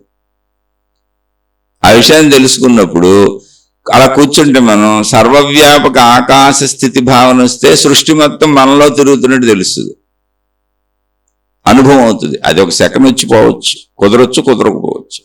లేదు శరీర భావన ఉంటే ఆకాశము నాలోంచి వ్యాపించి వెళ్ళిపోయింది, అందరిలోంచి వ్యాపించి వెళ్ళిపోయింది. పూలలోంచి దండలోని పూలలోంచి దారం వెళ్ళిపోయినట్టు. మీరు ఎలా అయినా భావన చేసుకోవచ్చు, అది మీకు అర్థమైన దాని మీద ఆధారపడి ఉంటుంది. అందుకని మీ శారీరక, మానసిక, ఆర్థిక, సామాజిక పరిస్థితులను బట్టి సాధన చేసుకోండి. ఎప్పుడు ఒకే సాధన బలవంతంగా చేయబాకండి, నిలబడదు అది ఆ పరిస్థితిని బట్టి. ఇప్పుడు విపరీతమైనటువంటి బాధలు ఉన్నాయి అనుకోండి, ఇప్పుడు నేను వెళ్ళి ఆకాశ ధ్యానం, ఈ భావన జ్ఞానం అంటే కుదరదు, కూర్చోదు. అప్పుడు బాధలు ఉన్నప్పుడు ఎవరయ్యాం మనం? ఆర్తులయ్యాం, అర్ధార్తులయ్యాం. ఇది ఎప్పుడు కుదురుద్ది అంటే బాధలేమి లేనప్పుడు నువ్వు జిజ్ఞాసి ముముక్షువు అయితేనే కుదురుతుంది. ఇప్పుడు నాకు అవసరాలు ఏమి లేవు. అవసరాలు వస్తే ఏమైపోయింది, బాధలు వచ్చినాయి అనుకో ఆర్తుడినయ్యాను, అవసరాలు వచ్చినాయి, కోరికలు వచ్చినాయి, అర్ధార్థుడినయ్యాను. ఆర్తులు అర్ధార్థులు ముందు ఈ సమస్యలు తీరాలి కదా. అందుకని దానికి సంబంధించి అవి చేసుకుంటూ దానికి సంబంధించినటువంటి స్థితిలో అంటే శరీర భావంలోకి మనసులోకి వచ్చి ఆర్తులు అర్ధార్థులు ఎక్కడుంటారు, శరీర భావంలో ఉంటారు, మానసిక స్థితిలో ఉంటారు. అప్పుడు శరీర రూపధారుడైనటువంటి జీవన్ముక్తుడైన ఒక మహాత్ముడిని తీసుకోండి, ఆయన చరిత్ర చదువుకోండి, ఆయన శరీరంతో ఎన్ని బాధలు పడ్డారో చదువుకోండి, ఆయన శరీరంతో ఎలా జీవించారో చదువుకోండి. ఈ కష్టాలు అందరికీ మామూలుగానే వస్తాయి, ఇది శరీరపరమైనటువంటి విధానాలు ఇవన్నీ ఉంటాయని తెలుసుకోండి. ఇవన్నీ మళ్ళీ ఎలకాలం ఉండవు, ఇవి కూడా మారిపోతాయని తెలుసుకోండి. అప్పుడు దానికి సంబంధించినటువంటిదే చేసుకోండి. అది పారాయణలు చేసుకుంటారా, జపతపాలు చేసుకుంటారా, నామజపాలు చేసుకుంటారా, లేదా అలా ఉపన్యాసాలు వింటారా, మీ ఇష్టం, అది ఏదైనా కానీ. మీకు మనసు ఎలా నిలబెడితే అలా చేయండి కష్టకాలంలో. అప్పుడు ఆర్తులుగా అర్ధార్థులుగా ఉన్నాం. మళ్ళీ ఇవన్నీ తీరిపోయినాక జిజ్ఞాసువులు ముముక్షులు. జిజ్ఞాస అంటే ఏంటి, అసలు ఇదంతా ఏంటి అనేటువంటి ఆసక్తి. ఏం లేదు, ఇదంతా మోక్షస్వరూపం ఆనంద ఆత్మశక్తి అని తెలిస్తే అప్పుడు ముముక్షువు. అప్పుడు దాన్ని మళ్ళీ తెలుసుకునే ప్రయత్నం చేయండి, మిమ్మల్ని మీరు తెలుసుకునే ప్రయత్నం చేయండి, మీ సంపూర్ణతను మీరు పొందే ప్రయత్నం చేయండి. కాబట్టి బయట దాన్ని అనుసంధానం చేయాలంటే ఆహ్లాదంగా ఉంటే అందులో కరిగిపోయినట్టు కలిసిపోయినట్టు చేయండి. అనుసంధానం చేయడానికి అక్కడ ఏం లేదు. దీనికి మనం కొన్ని ఉదాహరణల మహాత్ములు చెప్పుకుందాం. అంటే నేను చదివినటువంటి గ్రంథాలలో చెబుతున్నా. నేను చదవని వాళ్ళు కోటాను కోట్ల మంది ఉన్నారు, నేను చదివిన చాలా తక్కువ. ఉపాసనీ మహారాజు అని ఒక ఆయన ఉన్నారు. ఆయన అనేక రకాల సాధనలు తాను స్వయంగా చేసుకున్నాడు తన చిన్నతనం నుంచి. ఆయనకి పెద్ద వయసు వచ్చేసింది, పిల్లలు పుట్టలేదు, కానీ పెద్ద వయసు వచ్చేసింది. పెద్దవాడే, చాలా మంచివాడు, వైద్య వృత్తి చేసేవాడు, అనేక పనులు చేసేవాడు. వైద్య వృత్తి అంటే అప్పట్లో ఆయుర్వేదం. అంతా లేని వాళ్ళకు ఉపయోగపడుతూ ఉండేటువంటి మంచి స్వభావం కలిగినటువంటి ఒక సద్బ్రాహ్మణుడు ఆయన. అయితే ఆయనకి బ్రీతింగ్ ప్రాబ్లం వచ్చింది. అంటే పడుకుంటే నిద్ర పడతలు, ఊపిరి సరిగ్గా అందుతున్నట్టు లేదు. అది తాను స్వయం వైద్యం చేసుకున్నాడు, తగ్గలేదు. అనేక మంది వైద్యుల దగ్గరికి వెళ్ళాడు, తగ్గలేదు. ఎందుకంటే ఇలా ఆయన తిరుగుతూ అనేక మంది వైద్యుల దగ్గరికి వెళ్ళినప్పుడు ఒక ఆధ్యాత్మికత తెలిసినటువంటి ఒక గురువు లాంటి వైద్యుడి దగ్గరికి వెళ్ళాడు. ఆయన గురువు ప్లస్ వైద్య వృత్తి తెలిసిన ఆయన. ఈయన కూడా అంతే, గురువు ప్లస్ వైద్య వృత్తి తెలిసిన ఆయన. ఈయన స్వయం సాధనలు చేసుకుంటారు. అప్పుడు ఆ గురువు చెప్పాడు ఈయనకి, అయ్యా నీకు వచ్చింది భౌతికమైన శరీరమునకు సంబంధించిన ప్రాబ్లం కాదు, నువ్వు అత్యున్నతమైనటువంటి ఆధ్యాత్మిక స్థితిలో ఉన్నావు, జస్ట్ కొంచెంలో ఆగిపోయింది నీకు అనంత ఆత్మ ఎరుక, జీవన్ముక్త స్థితి, ఆ మోక్ష స్థితి చిట్ట చివరి దశలో ఉన్నావు. అక్కడ నీకు చిన్న అవగాహన ఏదో కలగలేదు. ఆ ఘర్షణలో నీకు శరీరానికి బ్రీతింగ్ ప్రాబ్లంగా అనిపిస్తున్నది, అది నీకు అంతర్లీనంగా తెలియట్లేదు. దీనికి ఎవరో ఒక గురువు కావాలి. అప్పట్లో షిరిడీలో సాయిబాబా వారని ఒక ఆయన షిరిడీలో నివసిస్తున్నారు, జీవించున్నారు. ఆయన పేరు చెప్పి నువ్వు వారి దగ్గరికి వెళ్ళి అక్కడ కొన్నాళ్ళు ఉండు, వారు చెప్పినట్టు చెయ్యి, నీకు ఇదంతా తగ్గిపోద్ది. ఇది భౌతికమైన వైద్యంతో చేసేది కాదు, ఎందుకంటే జబ్బు కాదు అని చెప్పాడు. నువ్వు అత్యున్నత స్థితులకు వెళ్తున్నావు, శరీర మనోస్థితులను దాటేస్తున్నావు నువ్వు స్వీయ సాధన. నిజంగానే ఆయన ఎంత సాధన చేశారు, ఆయన స్థితి ఏంటి అంటే, ఆయన స్వయంగా చేసుకున్న సాధనల స్థితి ఏంటి అంటే, ఆయన ఒక సందర్భంలో ధ్యానం చేద్దామని కూర్చున్నారు. కూర్చున్నప్పుడు 11 రోజులు సమాధి స్థితిలో ఉండిపోయారు. ఆయనకు మెలకు వచ్చింది 11వ రోజు వచ్చింది, కాళ్ళు చేతులు బిగుసుకుపోయినాయి. అటువంటి స్థితిలో కూర్చున్నారు ఆయన. తర్వాత నిదానంగా కాళ్ళు చేతులు కదుపుకొని బయటకు వచ్చి కొంచెం దాహం అయింది. అప్పుడు ఏదో వర్షం పడుతుంటే ఆ దాహం నీరు పట్టుకు చేతులతోనే పట్టుకు తాగారు. తర్వాత ఎవరినో అడిగినంత భిక్షాన్నం తిన్నారు. తర్వాత షిరిడి వచ్చారు. అక్కడ బాబా వారి దగ్గరే ఆయన వెళ్ళారు. ఆయన వీరికి ఒక సలహా చెప్పారు. ఇదే ఇక్కడ మనం గమనించాల్సింది ఏంటి అంటే, నువ్వు ఊరు అవతలంటే ఊరికి మొదట్లో ఉంటుంది ఖండోబా మందిరం, అంటే శివాలయం. అది మహారాష్ట్రలో మరాఠీలో ఖండోబా మందిరం అంటారు, షిరిడి గ్రామం. అది అక్కడికి వెళ్ళి కూర్చో. అక్కడ కూర్చొని నా దగ్గరికి రాబాక, ఆయన దగ్గరికి చాలా మంది భక్తులు రోజు వచ్చి వెళ్తూ ఉంటారు, అక్కడ ఉన్న వాళ్ళు వస్తారు, నువ్వు రాకు. ఎప్పుడైనా అవసరమైనప్పుడు నేనే అటు వస్తాను, నేను చూడాలనుకున్నప్పుడు నేను అక్కడికి వస్తాను, నువ్వు ఇంకా అక్కడి నుంచి కదలకో. ఏదైనా కాలకృత్యాలు మలమూత్ర విసర్జనలు తప్ప మిగిలినవన్నీ అక్కడే నువ్వు తినటం పడుకోవటం అన్నీ ఆ మందిరంలో ఉండు. నీకు అక్కడ ఎవరో ఒకళ్ళు ఏదో ఒకటి సమకూరుస్తారు, లేదా అక్కడ ఇంత భిక్షాటన తింటాడు ఆయన, కానీ అక్కడే ఉండు, నేను చెప్పే వరకు ఉండు, ఏమీ చెయ్యకు అన్నారు. అంటే ఏం చేయాలని అడిగాడు ఆయన అక్కడ ఉండి. అసలు ఏమీ చెయ్యకు అన్నాడు. అంటే ఈయన వెళ్ళాడు, ఆ ఖండోబా మందిరంలోనే కూర్చున్నాడు ఆయన. కానీ ఆయనకి ఏం తోచట్లా, ఏదో ఒకటి చేయాలి, ఆయనకి సాధనలు అలవాటు. అందుకని సర్లే ఏం చేస్తాం, మనకు తోచట్లేదు కదా అని జపాలు చేస్తున్నారు ఆయన. అంటే ఆయనకి తెలిసి ఆయన ఏదో నామజపం, ఆయనకి తెలిసిన మంత్ర జపాలు నామజపాలు చేసుకుంటున్నారు. చేసుకొని 1,00,000 జపమైనాక గుర్తుగా ఒక రాయి పెట్టుకుంటున్నారు. కొన్ని రోజులకి అది పెద్ద రాళ్ల గుట్ట అయిపోయింది. అంటే అన్ని లక్షలు జపం చేశాడు ఆయన, పెద్ద రాళ్ల గుట్ట అయింది. ఒక సందర్భంలో అటు వచ్చారు షిరిడి సాయిబాబా వారు ఈయన చూడటానికి. ఈయనకి ఎవరో భిక్షాన్నం పెడుతున్నారు అక్కడ.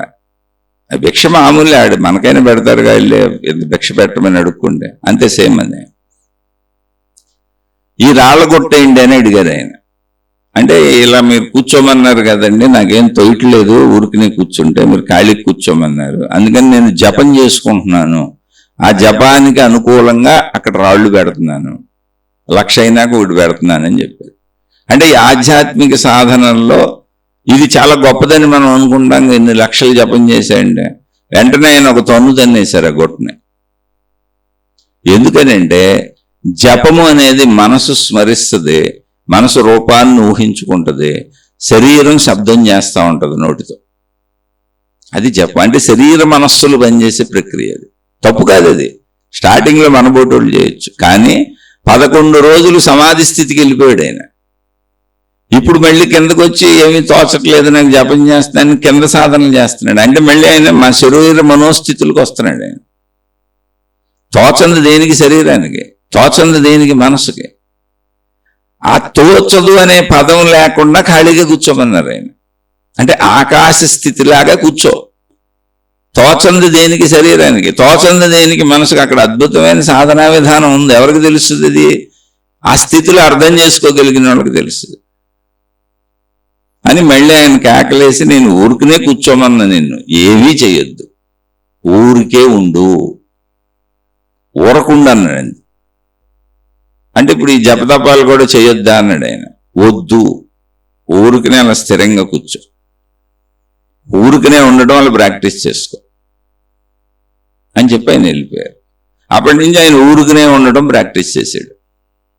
ఇదే వేమన గారు కూడా ఊరకుండుట ఉత్తమ యోగంబు అని చెప్పారు. అనేక చోట్ల వస్తుంది ఆధ్యాత్మికతలో. అంటే ఇందాక చెప్పింది అది ఆకాశ ధ్యానం అన్నప్పుడు ఊరకుండుట. ఏమీ లేదు, ఆకాశం ఖాళీగా ఉంది, నేను మెదలకుండా అందులో కలిసిపోయి ప్రశాంతంగా కూర్చుంది. శరీర భావం లేదు, సృష్టి భావం లేదు, ఏం లేదు. నిద్రాస్థితిలో ఎలా ఉందో ఏమీ లేనట్టుగా జస్ట్ ఉనికి. అటువంటి ధ్యానం చేయగలిగితే చెయ్యి, చేయలేకపోతే ఊరుకు, నీకేమొచ్చో చేసుకో.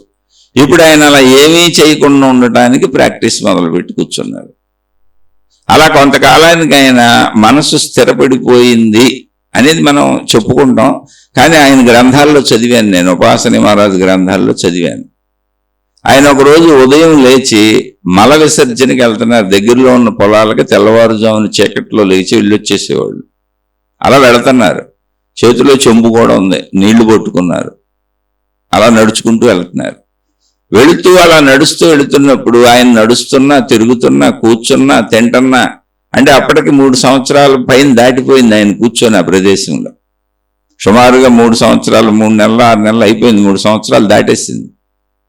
మొట్టమొదటి 2-3 నెలల్లోనే ఈ జపాలు చేస్తుంటే ఆయన వచ్చి కేకలేసి వీళ్ళు తిట్టారు. మధ్యలో ఆయన వచ్చి చూస్తున్నారు, కనుక్కుంటున్నారు.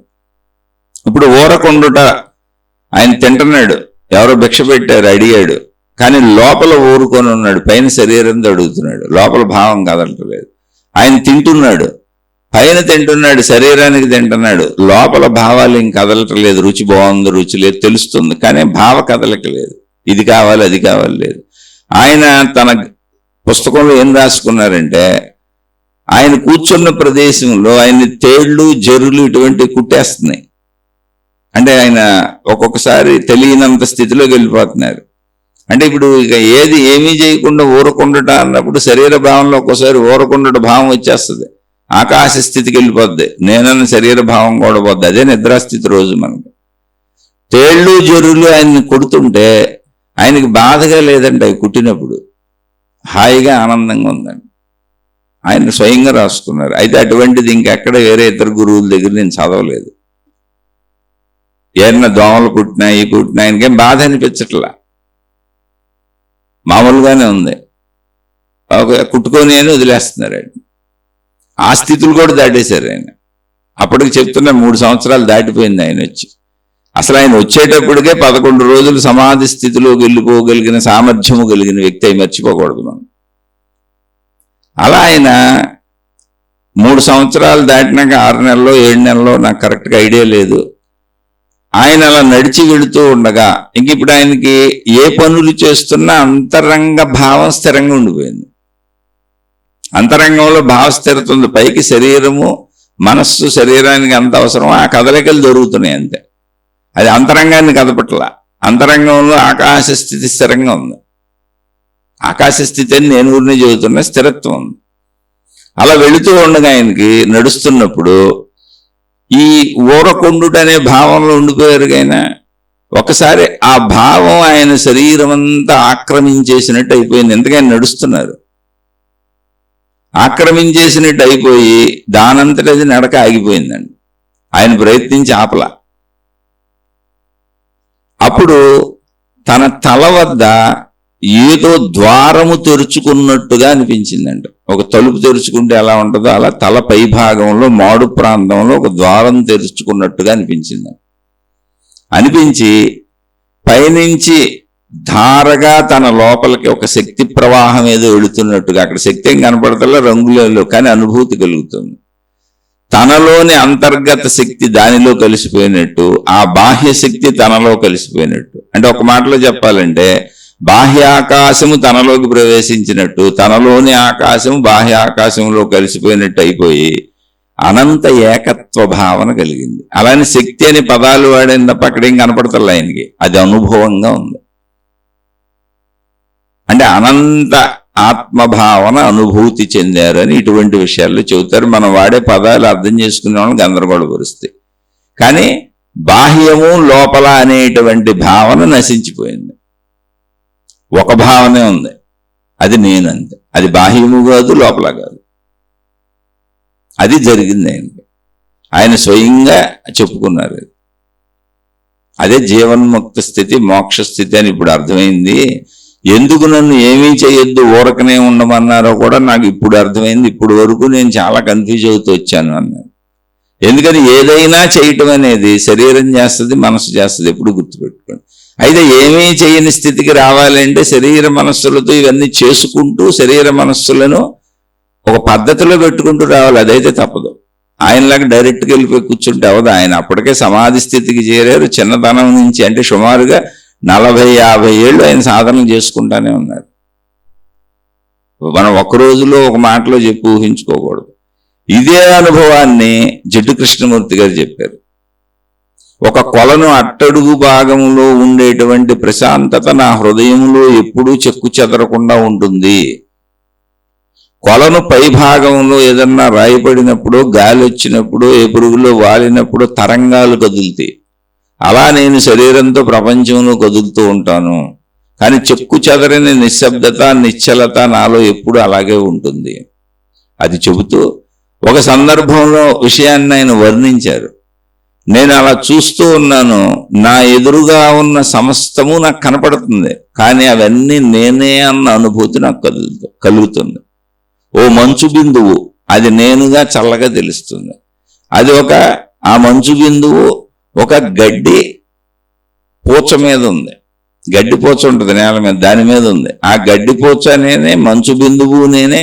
గడ్డిపోచను తాకినటువంటి స్పర్శ కూడా నాకు తెలుస్తుంది చల్లదనం. అలా మనుషులందరూ వాళ్ళ చేతుల్లో ఉన్న వస్తువులు, విషయాలు మొత్తం అంతా ఏకత్వ భావన కలుగుతూ అదంతా నేనే అన్న అనుభవం అవుతూ ఆ అనుభవంలో మళ్ళీ అన్ని భేదంగా కనపడతానే ఉన్నాయి అన్నాడు. ఏకత్వ భావన తెలుస్తుంది, ఆ అనుభవంలో అనేకత్వం, మనుషులు, వాళ్ళ చేతుల వస్తువులు, ఆ ప్రదేశాలు అవి కూడా కనపడుతున్నాయి. కానీ అన్ని ఏకత్వ భావనలోనే లీనమై ఉన్నాయి, అనేకత్వంగా కనపడుతున్నాయి అన్న అనుభవం నాకు అయింది అన్నారు. అదే ఊరికినే చెప్పిన మాట కాదు. సుమారు 50-60 ఏళ్ల సుదీర్ఘ జీవితాన్ని ఇదే మార్గంలో గడిపారు ఆయన. ఎన్నో సాధనలు చేసుకుంటూ వెళ్ళారు. అలాగే దాదాజీ అని ఒక ఆయన ఉన్నారు. ఆయనకి చిన్నతనంలోనే తండ్రి చనిపోవటం వలన కుటుంబానికి పెద్ద ఆయనే, అందరికి అన్నయ్య. చెల్లెళ్ళు ఉన్నారు, తమ్ముళ్ళు ఉన్నారు. అందరినీ కష్టపడి ఆయన చదివించి అందరికీ పెళ్లిళ్ళు చేసి ఎవరి కుటుంబాలు వాళ్ళకి ఏర్పరిచి అందరూ స్థిరపడిపోయారు, అంతా హాయిగా ఉంది అనుకునే సమయానికి ఆయనకి 50 ఏళ్ళు పైన వచ్చినాయి. ఆయన అసలు పెళ్లి చేసుకోలే. అప్పుడు ఆలోచించారు ఆయన. ఆలోచించి సరదాగా తన ఇంట్లో తన తండ్రికి సంబంధించిన ఏదో గ్రంథాలయంలాగా చిన్న పుస్తకాలు అంటే తిరగేస్తాయి, చదువుకుంటున్నారు.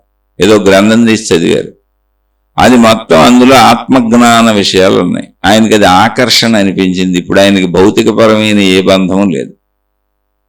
ఆయన వెంటనే కుటుంబ సభ్యులకి చెప్పి, నేను కొంతకాలం తర్వాత వస్తాను, ఒంటరిగా ఉండదలిచాను, ఏకాంతంగా ఉండదలిచానని ఒక సుదూర ప్రాంతానికి, మనుషులు లేని ప్రాంతానికి వెళ్ళిపోయి ఒక పెద్ద కొండ మీద ఒక చిన్న గుడిసేదో వేసి ఉంది.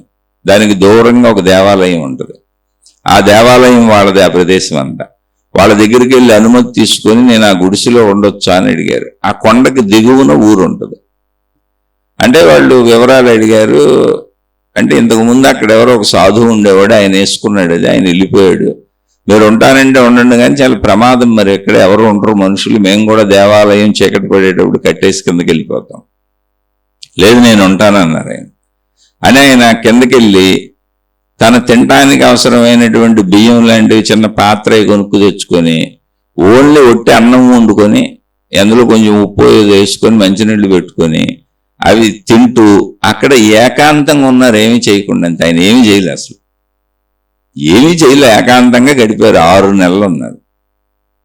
6 నెలల చివరి అంటే అనేక సంఘటనల మధ్యలో చెప్తారు ఆయన, అదే ఆయన పుస్తకంలో చదివాను. 6 నెలలు ప్రశాంతంగా ఉన్నాక ఆ ప్రశాంతతలో ఆయనకి అనంత ఏకత్వానుభూతి కలిగింది. ఈ శరీర భావన తొలగిపోయింది. అంటే శరీరం ఉంది తెలుస్తుంది, కానీ ఏకత్వానుభూతి కలిగింది. మళ్ళీ ఏం లేదు, కాముగా ఇంటికి వచ్చేసారు. ఆయనకి సంబంధించినటువంటి ఆ సమయంలో ఆయన కొంతమంది మిత్రులు కలిశారు. ఆయనకి ఏదో కొంతమందికి ఉపన్యాసాలు చెప్పారు.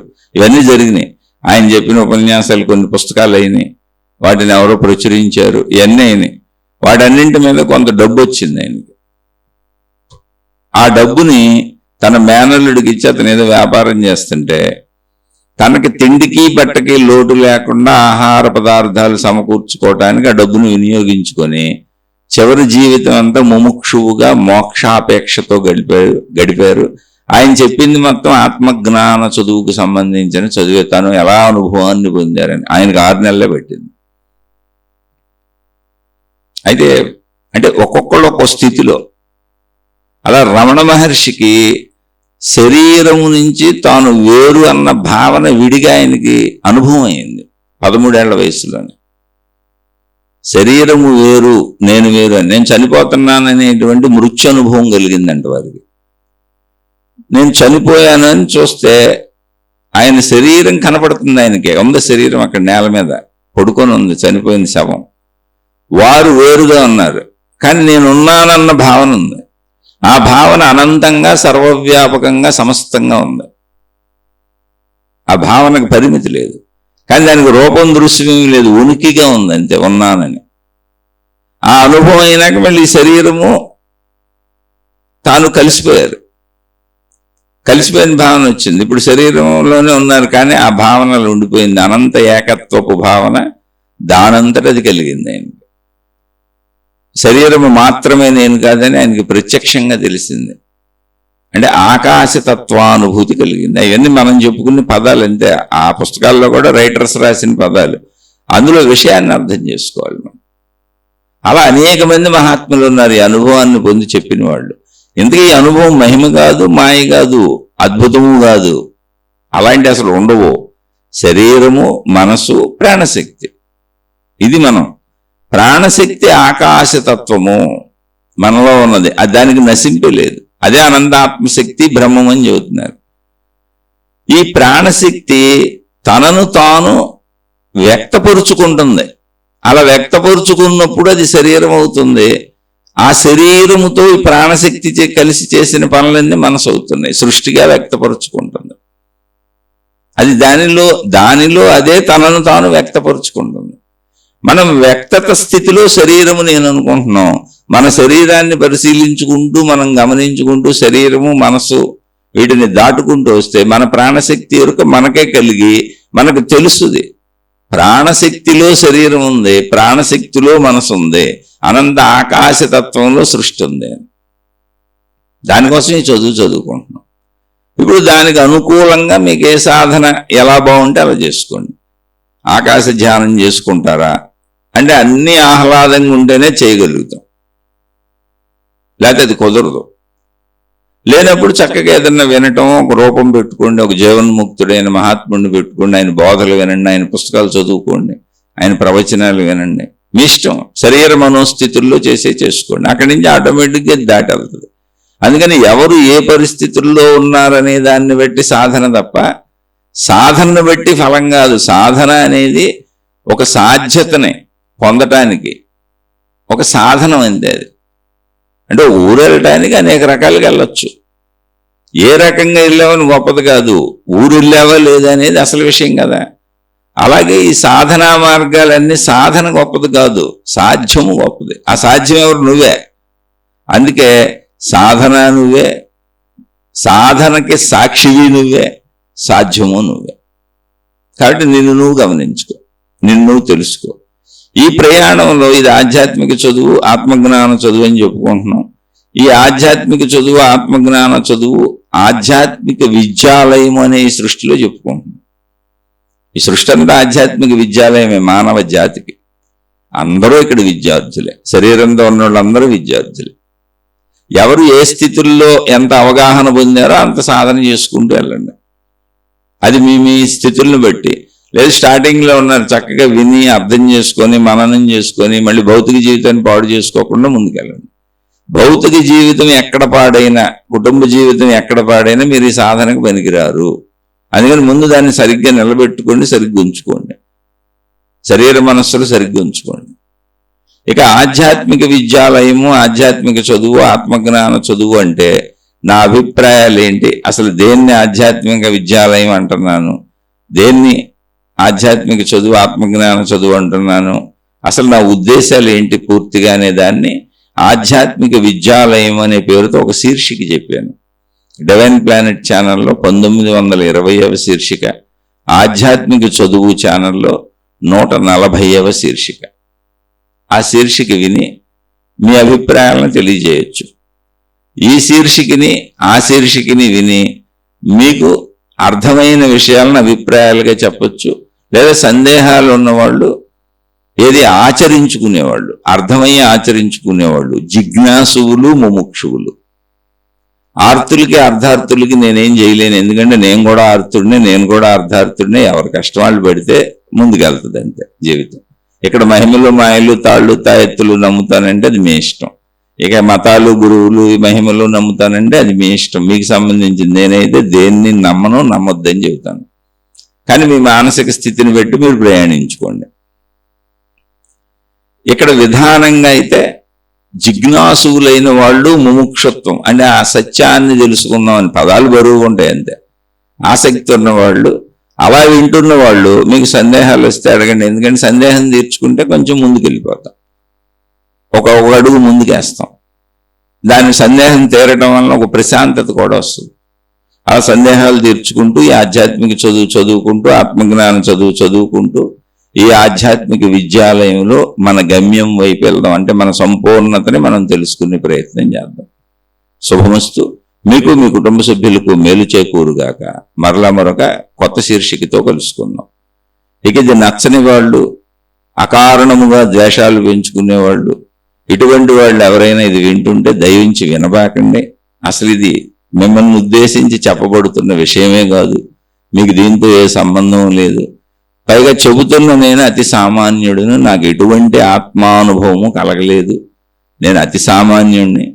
కాబట్టి నాబోటోడిని క్షమించి వదిలివేసి మీ మార్గాల్లో మీరు హాయిగా సాగిపోండి. ఎవరో నచ్చని వాళ్ళందరూ ద్వేషాలు పెంచుకోబాకండి. ఎందుకు అకారణ ద్వేషాలు?